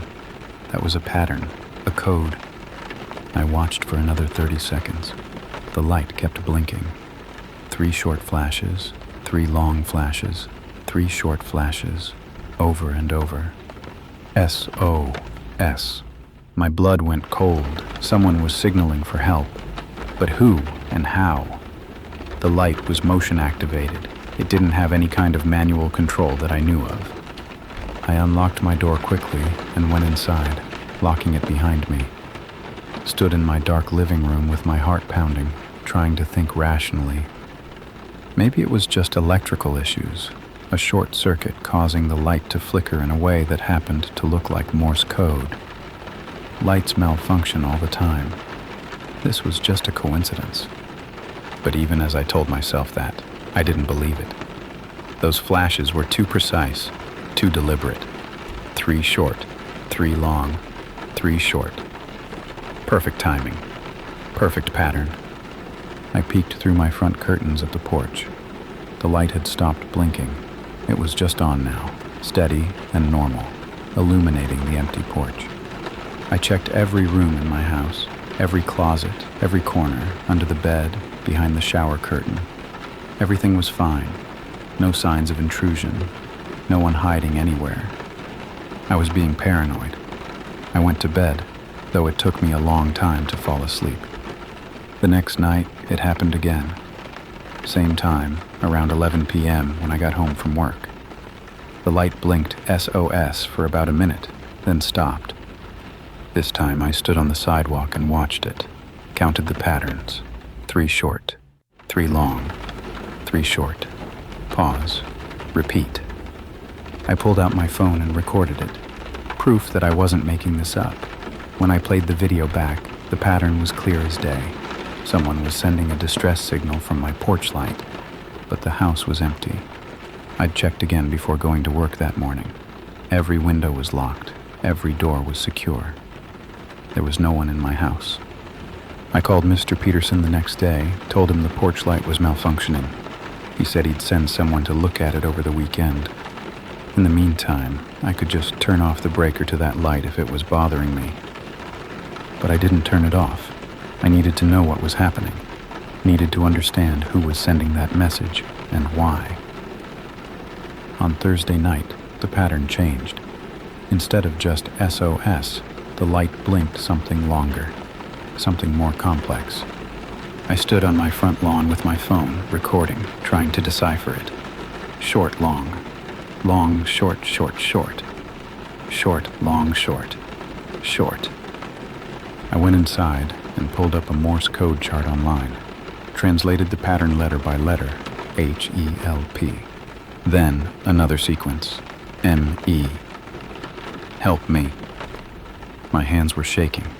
This wasn't a malfunction. This was someone trying to communicate. But who and from where? I looked at my porch light like I'd never seen it before. Just a standard fixture, a simple bulb in a weatherproof casing. There was no camera, no transmitter, no obvious way for someone to control it remotely. Unless someone had access to my electrical system. Unless someone was in my house, somewhere I hadn't looked, controlling the light, the basement. I hadn't checked the basement thoroughly. Just a quick glance when I did laundry, but there were storage areas down there, crawl spaces, places someone could hide. I grabbed a flashlight and a kitchen knife. Not that I knew how to use it, but it made me feel safer, and went down to the basement. The wooden stairs creaked under my feet. The single overhead bulb cast harsh shadows across the concrete floor and exposed pipes. I searched every corner, behind the furnace, in the storage room, behind the stacked boxes of Christmas decorations the previous tenant had left behind. Nothing. No one. But I found something else. Near the electrical panel, there were marks on the floor. Scuff marks, like something heavy had been dragged. And the panel itself was slightly ajar, the door not quite closed all the way. I opened it carefully. All the breakers were labeled in faded handwriting. Kitchen, living room, bedrooms, basement, and one labeled simply exterior. That would be the porch light. Someone had been here. Someone had accessed this panel. But when and why? I went back upstairs, locked the basement door behind me, and shoved a chair under the handle. Then I sat on my couch with all the lights on, waiting for 11 p.m. The light started blinking at 10:58 p.m. I was ready this time, standing by the front window, phone recording, notepad in hand.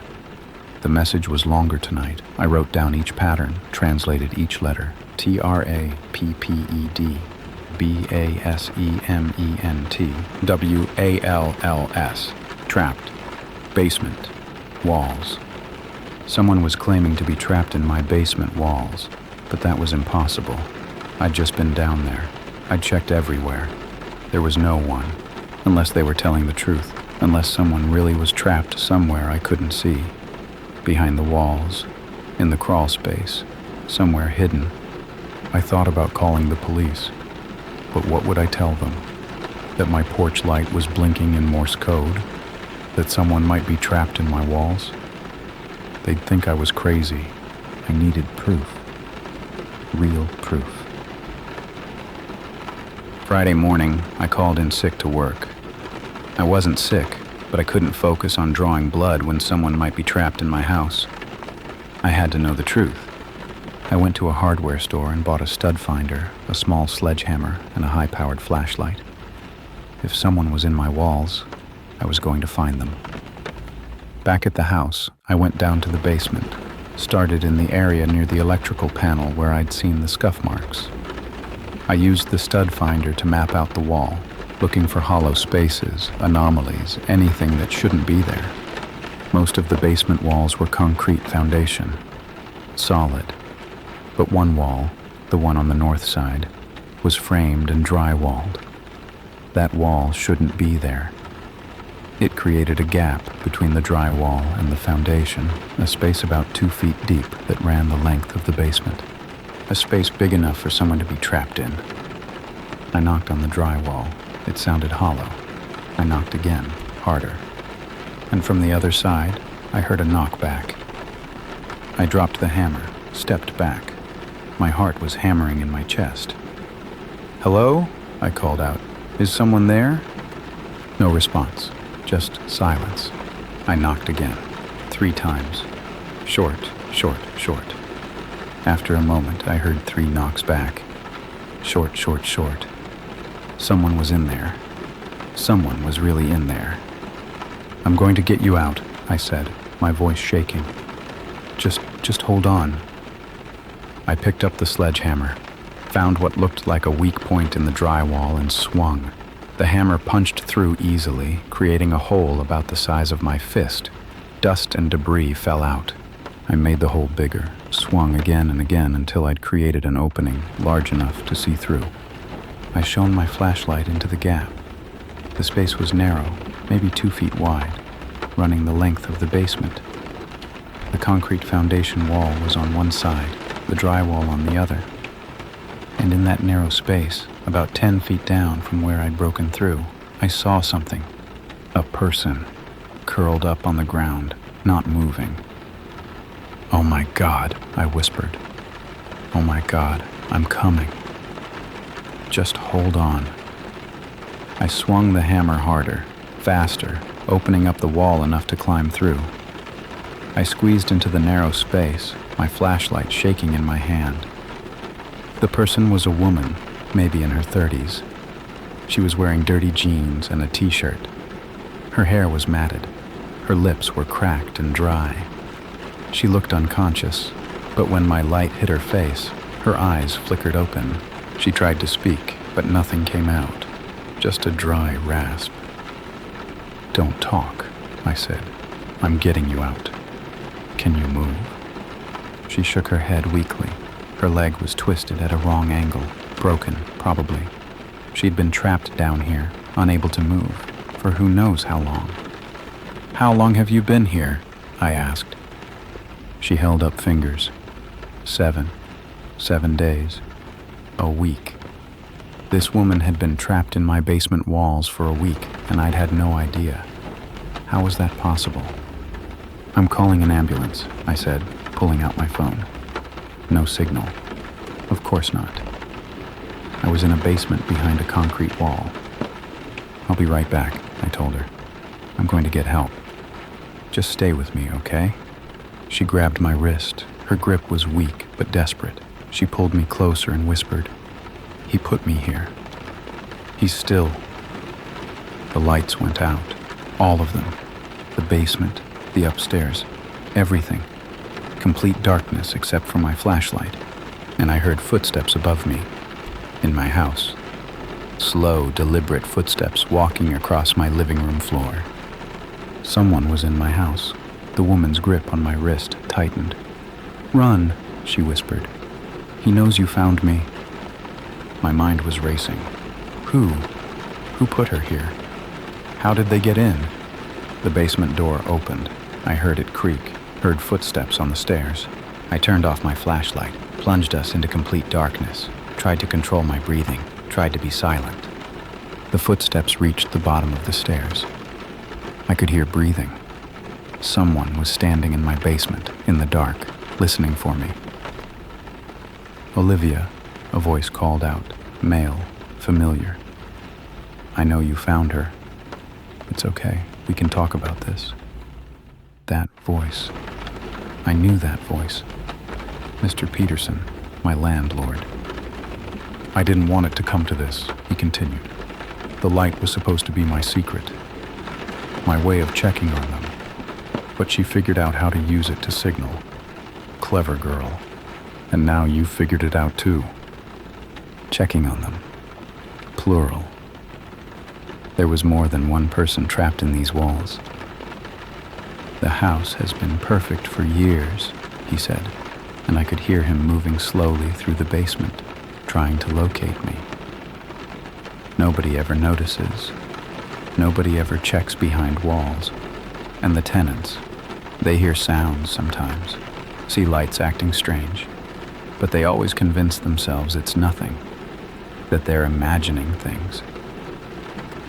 I pressed myself against the cold concrete foundation, trying to be invisible in the dark. The woman next to me was completely still, barely breathing. "You were supposed to be like the others," Mr. Peterson continued. "Quiet, uncurious, just living your life, paying your rent, while I used the spaces in the walls for my collection. But you had to know Morse code. You had to understand what she was telling you." His footsteps were getting closer. He was near the electrical panel, near the hole I'd made in the wall. 7 women now, he said conversationally, like he was discussing the weather. 7 women who nobody missed. Homeless, mostly. Transients. People who disappear and nobody asks questions. I keep them for a while, study them, and then, well, the walls have to stay sealed eventually. can't have them signaling forever. I felt sick. This man had been trapping women in the walls of his rental properties, keeping them hidden, using them for God knows what. And I'd been living here for 6 months, completely unaware. The first few times, I made mistakes, he continued. Let them die too quickly. Didn't plan for the smell. But I've gotten better, more careful. This one lasted the longest. She was resourceful, figuring out how to manipulate the electrical system to control the light. I was almost impressed. He was right outside the hole now. I could see his silhouette against the faint light from the basement window. Come out, Olivia. Make this easy. You can join her. I'll keep you comfortable. Well, as comfortable as you can be in a 2-foot gap in the wall. I made a decision, turned on my flashlight and shone it directly in his face. He recoiled, bringing his hand up to shield his eyes. Run! I screamed to the woman. Go! But she couldn't run. Her leg was broken. She could barely move. I did the only thing I could think of. I charged at him with the flashlight, using it as a weapon, hitting him in the face. He stumbled backward, surprised. I squeezed through the hole in the wall, back into the main basement, ran for the stairs. My feet pounded on the wooden steps. Behind me, I could hear him coming, shouting. I reached the top of the stairs, slammed the basement door behind me, tried to lock it. But there was no lock, just a handle. I ran for the front door. It was locked. Deadbolt. I fumbled with it, my hands shaking. It wouldn't turn. Why wouldn't it turn? He'd locked me in from the outside. Somehow he'd locked every exit. I heard the basement door burst open. He was coming. The windows. I ran to the living room window, tried to open it. It wouldn't budge, painted shut or nailed down or something. I grabbed a lamp and swung it at the glass. The window shattered. Cold March air rushed in. I knocked out the remaining glass with the lamp base and started to climb through. Hands grabbed my ankle, pulled me back. I kicked, hard, felt my foot connect with something, heard a grunt of pain. His grip loosened. I kicked again, freed myself, and tumbled through the window onto my front lawn. Broken glass cut my arms, my hands. I didn't care. I ran to my neighbor's house, pounded on the door. Help! Call 911. Please. The porch light turned on. An elderly woman opened the door, took one look at me, bleeding, terrified, gasping, and immediately pulled me inside. What happened? Are you okay? There's a woman in my basement, I managed to gasp out. Trapped in the walls. And my landlord, he's the one who put her there. He tried to... She was already calling 911, describing the situation, giving my address. I collapsed on her couch, shaking, watching through her window as police cars arrived. 3 of them, lights flashing. Officers surrounded my house. I watched from the safety of my neighbor's living room as they went inside. As they brought Mr. Peterson out in handcuffs. As paramedics rushed in with a stretcher. They brought the woman out on a gurney. She was alive. Barely, but alive. As they loaded her into the ambulance, she looked toward where I was watching and raised her hand slightly. A small wave. A thank you. Then they brought out something else.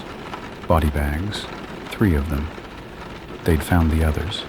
The ones who hadn't survived. The ones who'd been sealed in the walls and left to die.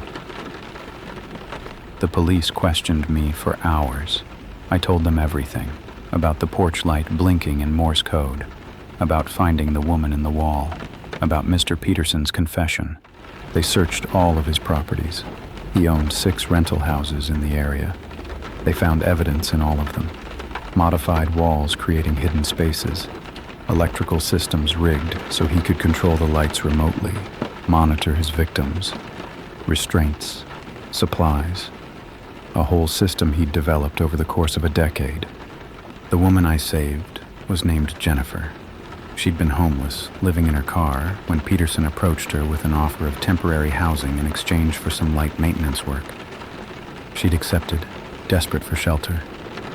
He'd drugged her coffee, trapped her in the wall, and kept her there for a week. She was the lucky one. The others hadn't survived long enough to figure out how to signal for help. The investigation uncovered 7 victims total. 4 dead, 3, including Jennifer, who survived. The other 2 survivors had been trapped in walls at different properties. They'd been there for days, unable to signal, unable to escape, while tenants lived their normal lives just feet away. Peterson confessed to everything, seemed almost proud of his system. He'd been doing it for 12 years, he said, had perfected his method. The walls were soundproofed well enough that screams didn't carry. The spaces were hidden well enough that home inspections never found them, and the tenants never questioned strange sounds or lights because people always rationalize the unexplainable. He's awaiting trial now. Multiple counts of kidnapping, false imprisonment, and murder. He won't see the outside of a prison ever again. I moved out of that house immediately. Broke the lease. Didn't care about the penalties. I couldn't sleep there. Couldn't even think about being in that space, knowing what had been happening in the walls around me. Jennifer survived. She's in physical therapy for her leg, working with trauma counselors, trying to rebuild her life. We talk sometimes. She says she owes me her life, but I tell her she saved herself. She's the one who figured out how to manipulate the electrical system. She's the one who knew Morse code, learned it from a brother in the military. She's the one who refused to give up. I just happen to remember what my grandfather taught me. That communication is survival. The other 2 survivors are recovering too. Slower, but recovering. They'd been trapped longer, suffered more, but they're alive. That's what matters. Sometimes I think about all the things that had to align perfectly for me to save Jennifer. If my grandfather hadn't taught me Morse code, if I hadn't come home at the exact time she was signaling, if I hadn't trusted what I was seeing, if I'd dismissed it as electrical problems like any reasonable person would have, any one of those things being different, and she'd be dead now. They'd all be dead, and I'd be living in that house, paying rent to a monster, completely unaware of the horrors in my walls. That's what scares me most. Not what happened, but what almost didn't happen. How close we came to tragedy. How many times tragedy did happen in those other houses with those other victims who couldn't signal or weren't heard. I live in an apartment now. 3rd floor, concrete construction, no hidden spaces. I know every inch of it. I've checked every wall, every corner, every possible place someone could hide. But I still check my porch light every night. Still watch for patterns, for signals, for any sign that something is wrong. Because I learned that monsters are real. They don't always look like monsters. Sometimes they look like friendly landlords with keys to your house. And I learned that houses keep secrets, in their walls, in their basements, in spaces we never think to check. We assume the places we live in are safe, that the structures around us are benign. But sometimes they're prisons, sometimes they're tombs. If you rent a house, check the walls. Really check them. Look for spaces that shouldn't exist, for walls that don't make sense, for gaps that can't be explained. Trust your instincts if something feels wrong. Trust the sounds you hear at night, the lights that act strange, the feelings that something isn't right. Because sometimes those feelings are trying to save your life. Sometimes someone is trying to signal for help, and you're the only one who can hear them. I still think about that porch light. 3 short flashes, 3 long, 3 short. SOS-A, cry for help in a language most people have forgotten. But I remembered. And because I remembered, Jennifer is alive. Because my grandfather taught me that communication is survival, and because I paid attention when something seemed wrong, 4 people are still breathing today. So learn Morse code, learn sign language, learn any form of communication you can. Because you never know when someone might need to signal for help. You never know when you might be the only person who can understand. And if you see a light blinking in a strange pattern, don't assume it's broken. Don't assume it's nothing. Pay attention. Decode it. Understand it. Because someone might be trapped in the walls, using the only tool they have to scream for help. and you might be their only chance at survival. The porch light at my old house is dark now. The property has been seized as evidence. The walls have been torn down. The hidden space is exposed. No one will rent that house ever again. But there are other houses, other landlords, other walls that might be hiding terrible secrets. And somewhere, right now, someone might be trapped. Someone might be signaling. Someone might be waiting for anyone to notice, to care, to remember what those patterns mean. 3 short, 3 long, 3 short. SOS. If you ever see it, please, don't ignore it. Don't rationalize it away. Someone's life might depend on your attention, on your memory, on your willingness to investigate when something seems wrong. Because the scariest monsters aren't the ones who break into our homes. They're the ones who have keys. The ones we trust. The ones who hide in plain sight and use our assumptions against us. And sometimes, the only way to stop them is to understand a language of light in the darkness. A pattern of long and short that says, against all odds and all silence, I am here, I am alive, please help me. My grandfather was right. Communication is survival. And sometimes, remembering an old code from a different era is the only thing standing between life and death. So remember, pay attention, and if you see a light blinking in the darkness, watch it closely. Count the patterns. Decode the message. Someone might be depending on you to understand. Story 5. When it rained inside the apartment. The apartment was too cheap for what it was. That should have been my first warning. A 1-bedroom in downtown Seattle with hardwood floors, updated kitchen, and a view of the Space Needle for $1,200 a month in this market. It was half what everything else was going for. But I was desperate. My lease was up in 2 weeks, and I'd been outbid on every other place I'd applied to. When the landlord, an older woman named Mrs. Chen, showed me the unit, I didn't ask questions. I just signed the lease and handed over my deposit. My name is Maya, I'm 29, and I work as a software developer for a startup downtown. Long hours, decent pay, enough to afford rent in one of the most expensive cities in the country. Or it should have been. The fact that this place was so affordable should have made me suspicious. I moved in on a Saturday in late April. The weather was typical Seattle spring, overcast, drizzly, that constant mist that's not quite rain but still soaks you through. My friends helped me carry boxes up the 3 flights of stairs, and by evening, I was surrounded by my life in cardboard containers, exhausted but relieved to have a place. That first night, I fell asleep to the sound of rain against the windows. Comforting, normal. The white noise I'd grown accustomed to living in the Pacific Northwest. I woke up at 3 a.m. to the sound of dripping water. My first thought was that I'd left the bathroom faucet running. I got up, still half asleep, and padded across the hardwood floor toward the bathroom. My foot splashed in water. I stopped, now fully awake, looked down. There was a puddle on the floor in the hallway. Not huge, maybe 2 feet across, but definitely water. The hardwood was wet. I looked up at the ceiling, expecting to see a leak, a water stain, dripping, something, nothing. The ceiling was completely dry. No marks, no dampness, no indication of where the water could have come from. I went to the bathroom, but the faucet was off. Checked under the sink.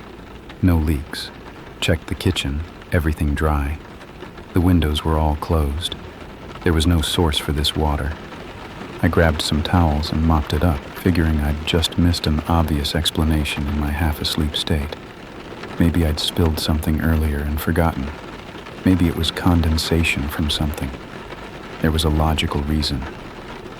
I went back to bed, but it took a while to fall asleep. Something about finding unexplained water in your apartment in the middle of the night sets you on edge. The next morning, the floor was completely dry. No stain, no residual dampness, like it had never happened. I convinced myself I'd dreamed it, or at least exaggerated it in my sleepy state. That week passed normally. I unpacked, settled in, got used to the space. The apartment was nice, quiet. The neighbors were either very considerate or barely there. I never heard them. The building was old but well maintained. Everything worked. On Thursday night, it happened again. I woke up at 2:47 a.m. I remember looking at my phone to the sound of rain. But it wasn't coming from outside. It was coming from inside my apartment. I sat up in bed and listened. Definitely rain. The unmistakable sound of water falling. That soft patter against surfaces. It was coming from my living room. I got up and opened my bedroom door. The living room was dark, illuminated only by streetlights filtering through the curtains. And it was raining. Actually raining. Inside my apartment. Water was falling from the ceiling in a steady drizzle, maybe a 6-foot circle of rainfall right in the middle of the room. It hit the hardwood floor and pooled, soaking into the wood, spreading outward. I stood there in shock, unable to process what I was seeing. Rain, inside, with no visible source, no leak, no broken pipe, just water falling from a perfectly intact ceiling. I reached out my hand. The drops were cold, real, actual water, not an optical illusion or a weird shadow. It was raining in my living room. I ran to turn on the lights. The moment the lights came on, the rain stopped. Just stopped, mid-drop. 1 second it was falling, the next second nothing. The ceiling was dry. The floor was wet, puddles spreading across the hardwood. But the rain itself had simply ceased to exist. I stood there in my pajamas, breathing hard, staring at the wet floor. This wasn't a dream. The water was real. I could see it, touch it, smell that particular scent of rain. But there was no logical explanation for where it had come from. I spent the next hour mopping up the water and checking every inch of that ceiling. No leaks, no pipes running above that spot. No water damage, no stains, no moisture. The ceiling was bone dry. I barely slept the rest of that night. And in the morning, just like before, the floor was completely dry. No evidence that anything had happened. I called Mrs. Chen that morning, tried to explain what had happened without sounding crazy. "There's water appearing in my apartment at night," I said. "I think there might be a leak somewhere. Maybe in the unit above me?"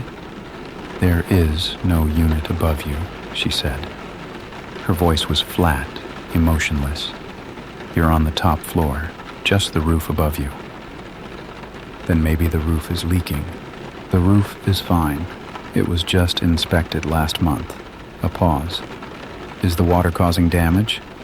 "No, it dries up by morning, but it's concerning. Water appearing from nowhere. If there's no damage, there's nothing to fix." She said it quickly, almost rehearsed, like she'd had this conversation before. "Let me know if anything is damaged." She hung up before I could respond. I stood there holding my phone, feeling a creeping sense of unease. Something about her tone, the way she'd cut me off, the way she'd emphasized if there's no damage, like that was the only thing that mattered.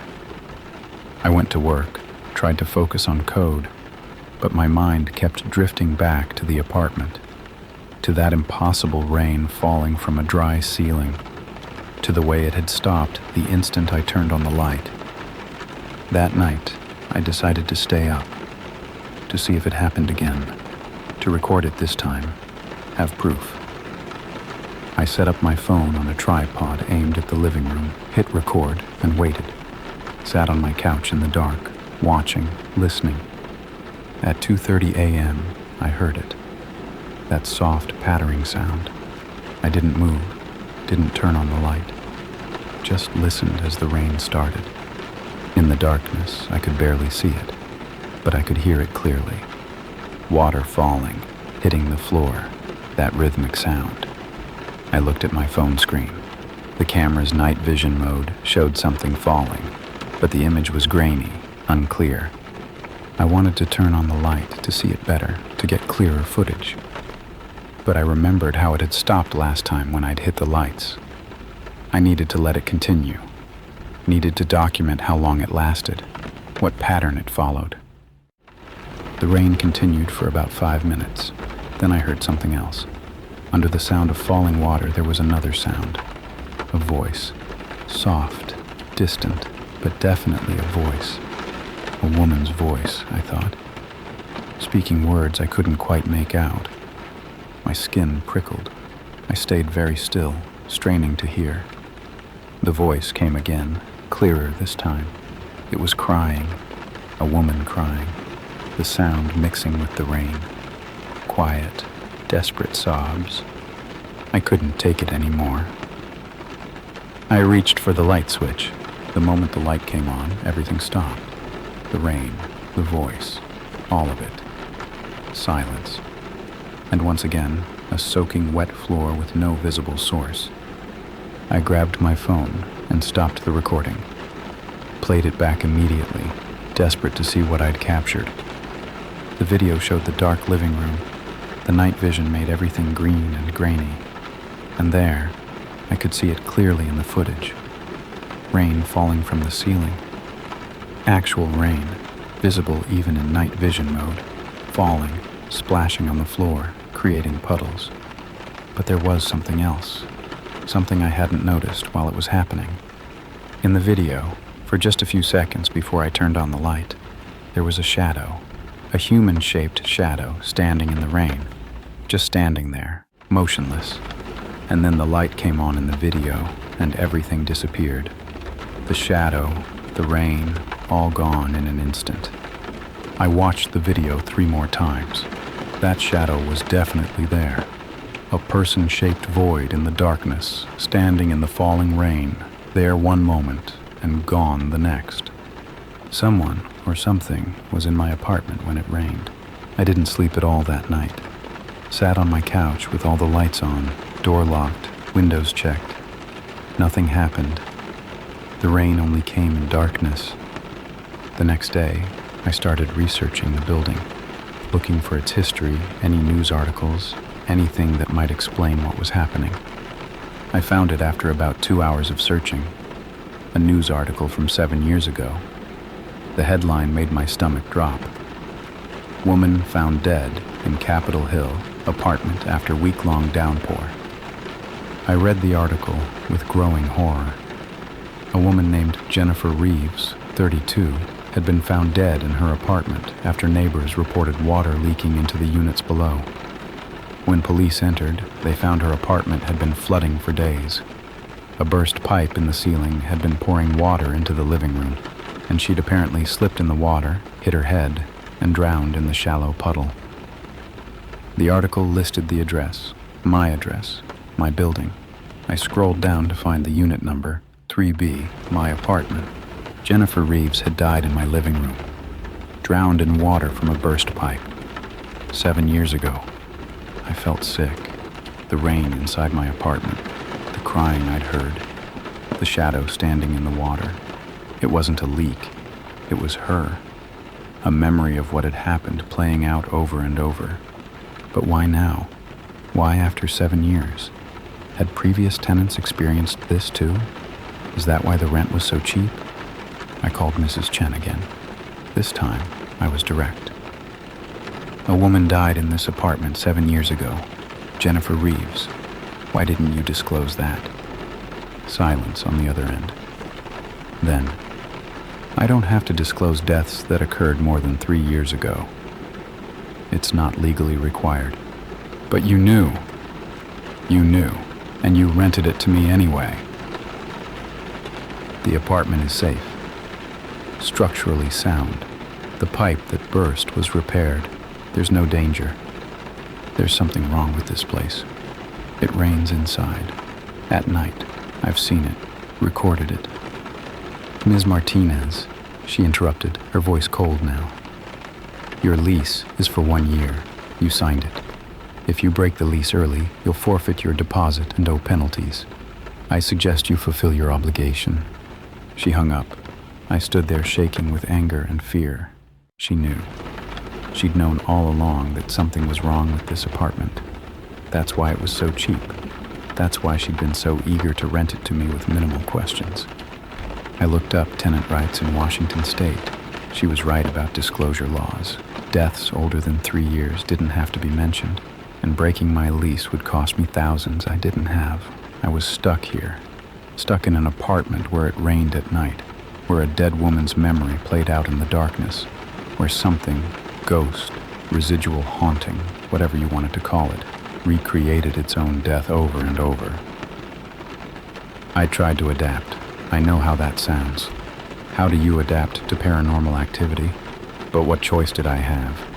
I couldn't afford to break the lease, couldn't afford a hotel for months while I searched for a new place, so I tried to live with it. I started sleeping with the lights on. The rain never came when the lights were on. As long as I kept the apartment illuminated, everything stayed normal. But I couldn't sleep with lights on forever. After a week, the exhaustion and the headaches were too much. I needed real sleep. I needed darkness. So I let it happen. Let the rain come at night. I'd wake up to the sound of water falling in my living room, hear the soft crying, know that Shadow was standing there in the darkness. I'd get up, turn on the lights, mop up the water, and go back to bed. It became routine. Horrifying, but routine. The ghost, because that's what it was, I'd accepted that, had its pattern. Between 2 and 3 a.m., the rain would fall for about 10 minutes. The crying would start a few minutes in. The shadow would appear toward the end. Then I'd turn on the lights, and it would all disappear. It happened 4 or 5 times a week. Not every night, but most nights. On the nights it didn't happen, I'd lie awake waiting for it, unable to relax. My friends noticed I was tired, stressed. I couldn't tell them the truth. Who would believe me? So I made excuses. Work was busy, noisy neighbors, insomnia. They suggested melatonin, white noise machines, blackout curtains. If only it were that simple. 3 weeks after I moved in, the pattern changed. The rain came earlier, at 1 a.m. instead of 2 or 3, and it lasted longer, maybe 15 minutes instead of 10. The crying was louder, more desperate. I stood in my bedroom doorway, watching the rain fall in my living room, listening to those heartbroken sobs. The shadow stood in the rain, not moving, just there, present. "Jennifer?" I said softly. "Is that you? Jennifer Reeves?" The crying stopped. The rain continued, but the sobbing cut off abruptly. The shadow turned toward me. I couldn't see a face, couldn't see features, just that human-shaped darkness. But it was looking at me now. "I know what happened to you," I continued, my voice shaking. "I'm sorry. I'm so sorry you died here." The shadow moved, glided across the wet floor toward me. The rain continued to fall around it, but it didn't seem affected by the water. It moved smoothly, silently, getting closer. I backed up into my bedroom, my hand reaching for the light switch. The shadow stopped at the doorway, just stood there, that void in the shape of a person, blocking the entrance to my room. "Please," I whispered. "Please, I don't want to hurt you. I just want to understand. What do you want?" The shadow raised one arm, pointed. Not at me. At something behind me. I turned slowly. My bedroom window. It was pointing at my bedroom window. The window that overlooked the fire escape. The window that was always locked because I was on the 3rd floor and worried about break-ins. "You want me to open it?" I asked. The shadow didn't move, just kept pointing. With trembling hands, I went to the window and unlocked it, pushed it open. Cold night air rushed in, carrying the scent of rain from outside. Real rain. It was drizzling in Seattle, like it always was. Behind me, I heard the sound of water falling intensify. I turned back to see the rain in my living room had become a downpour. Heavy rain, the kind that drenches you in seconds. The shadow still stood in my doorway, but now it was becoming clearer. I could see details: long hair, plastered to the head by rain, a simple dress or nightgown, soaked through, a face that was pale, slack, eyes closed. Jennifer. This was Jennifer Reeves, the woman who had drowned in my living room 7 years ago. Her eyes opened. They were empty. Not evil, not angry, just empty. Hollow. The eyes of someone who'd been stuck in the worst moment of their life for years, playing it out over and over with no escape. She moved through the doorway into my room, her feet not quite touching the ground, water dripping from her clothes even though she wasn't solid. The rain followed her, falling now in my bedroom too, soaking everything. I pressed myself against the wall next to the open window. "What do you want? Please, tell me what you want." She moved past me toward the window, stood at the opening, rain falling around her, and looked out at the night, at the fire escape, at the way down, and then I understood. "You couldn't get out," I said. "When the pipe burst, when the apartment was flooding, you tried to escape, but you couldn't. You slipped, you fell, and you drowned before you could reach the door or the window or any way out." She turned to look at me. Water streamed down her face. Whether it was rain or tears, I couldn't tell. But there was such sadness in those hollow eyes. Such desperate, trapped sadness. "You're stuck here," I continued. "Stuck in that moment, replaying your death over and over. You can't leave because you never found the way out." She looked at the window again, at freedom, at escape, at the exit she'd never reached. "Go," I said softly. "You can go now. The window is open. You can leave." For a long moment, nothing happened. The rain continued to fall, inside and outside my apartment, blending together. Jennifer stood at the window, that sad ghost of a woman who died alone and afraid in a flooding apartment. Then, slowly, she climbed onto the windowsill. The rain intensified, becoming a torrent, water pouring down so hard I could barely see through it. I heard crying again, but different this time, not desperate, relieved, like someone who'd been holding their breath for years and finally could exhale. Jennifer stepped through the window onto the fire escape. The moment she did, the rain inside my apartment stopped. Just stopped, like someone had turned off a faucet. The water on the floor began to evaporate, disappearing much faster than water should, leaving no trace. I ran to the window and looked out. The fire escape was empty. Jennifer was gone. The only water was from the real rain outside, the gentle Seattle drizzle that had nothing to do with ghosts or memories. She was gone. Finally, after 7 years, Jennifer Reeves had found her way out. That was 2 months ago. It hasn't rained inside my apartment since that night. The rain that falls now is just normal rain against the windows. No voices, no crying, no shadows standing in puddles that shouldn't exist. The apartment feels different now. Lighter somehow, like something heavy has been lifted. The silence isn't oppressive anymore. It's just quiet. I looked up more information about Jennifer after that night. Found her obituary. She'd been a graphic designer, loved hiking and photography, had just moved to Seattle a few months before she died. She was someone's daughter, someone's friend, someone's ex-girlfriend, a real person whose life ended alone in a flooding apartment. The article said the burst pipe was the result of poor maintenance. The landlord had been cited for not addressing water damage in the walls. Mrs. Chen. It had been her building even then. She'd been responsible for the maintenance that could have prevented Jennifer's death. I understand now why the apartment was so cheap, why Mrs. Chen was so eager to rent it with no questions asked. She knew it was haunted, knew that tenants wouldn't last long once the rain started, knew that nobody would want to live in a place where a woman had drowned. But she also knew that she couldn't be sued for ghosts, that there was no law requiring disclosure of paranormal activity, that she could keep renting that apartment over and over to desperate people like me, collecting rent until we broke and moved out, forfeiting our deposits. I could move out now. I probably should. But something keeps me here. Maybe it's stubbornness.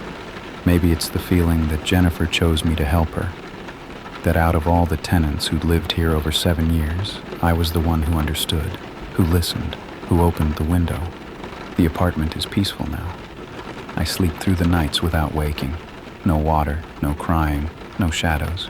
Just the normal sounds of an old building settling, of rain on the roof, of the city beyond my windows. I think Jennifer is at peace too. I hope she is. I hope that wherever she went when she stepped through that window, it's somewhere dry and warm and safe. Somewhere she doesn't have to relive her death anymore. Sometimes on rainy nights, I open my bedroom window before I go to sleep, just in case, just to make sure the way out stays clear. I like to think she appreciates that, wherever she is now. If you're ever apartment hunting and you find a place that's too cheap, too available, too perfect, ask questions. Ask why the rent is so low. Ask if anyone has died there. Ask if previous tenants left suddenly. And if your landlord hesitates, if they change the subject, if they assure you too quickly that everything is fine, walk away. Some bargains aren't worth it. Some places are cheap for very good reasons. But if you do end up in a haunted apartment, if you find yourself dealing with something that shouldn't exist according to the laws of nature, try talking to it. Try understanding what it wants. Try helping it. Because sometimes ghosts aren't evil. Sometimes they're just stuck, trapped in the worst moment of their existence, unable to move forward, unable to let go. Sometimes they just need someone to understand, someone to open a window, someone to show them the way out. I helped Jennifer Reeves find her way out of my apartment, and in doing that, I found a kind of peace too, an understanding that the world is stranger than we want to believe, that death isn't always the end, that sometimes people leave echoes behind, and those echoes need help to fade. The rain still falls in Seattle, heavy some days, light others, that constant dampness that defines the Pacific Northwest. But it falls outside now, where it belongs. Not in my living room, not from a bone-dry ceiling, not from memories of a woman who drowned alone 7 years ago. The apartment is just an apartment now. Old hardwood floors, updated kitchen, view of the Space Needle. Nothing special, nothing supernatural. Just a place to live that's finally free of the tragedy that haunted it. And on rainy nights, when the drops hit my windows and the sound fills my apartment, I think of Jennifer. I hope she's somewhere dry. I hope she's somewhere safe. I hope she finally found what she was looking for when she stepped through that window into the night. I hope she found her way home, because everyone deserves to go home eventually. Even ghosts. Even people who've been trapped in their worst moments for years. Even shadows standing in impossible rain, crying for help that nobody heard, until someone finally listened, until someone finally understood, until someone finally opened the window and let them go. When it rained inside my apartment, it was terrifying, but it was also a message, a plea for help from someone who couldn't ask any other way, and I'm glad I was there to hear it. Glad I was brave enough or stupid enough to stay and listen instead of running away. Some hauntings aren't meant to scare you. Some are meant to teach you something, to show you that compassion matters, even for the dead, that understanding matters, that sometimes the most frightening thing isn't the ghost. It's the thought of being trapped like that, reliving your worst moment, unable to escape. I gave Jennifer her escape, and she gave me a lesson I'll never forget. When something impossible happens, when the world breaks its own rules, don't just run, don't just hide. Sometimes try to understand, Try to help, because sometimes that's all anyone needs, living or dead. Just someone who understands, someone who opens the window, someone who shows them the way out of the rain.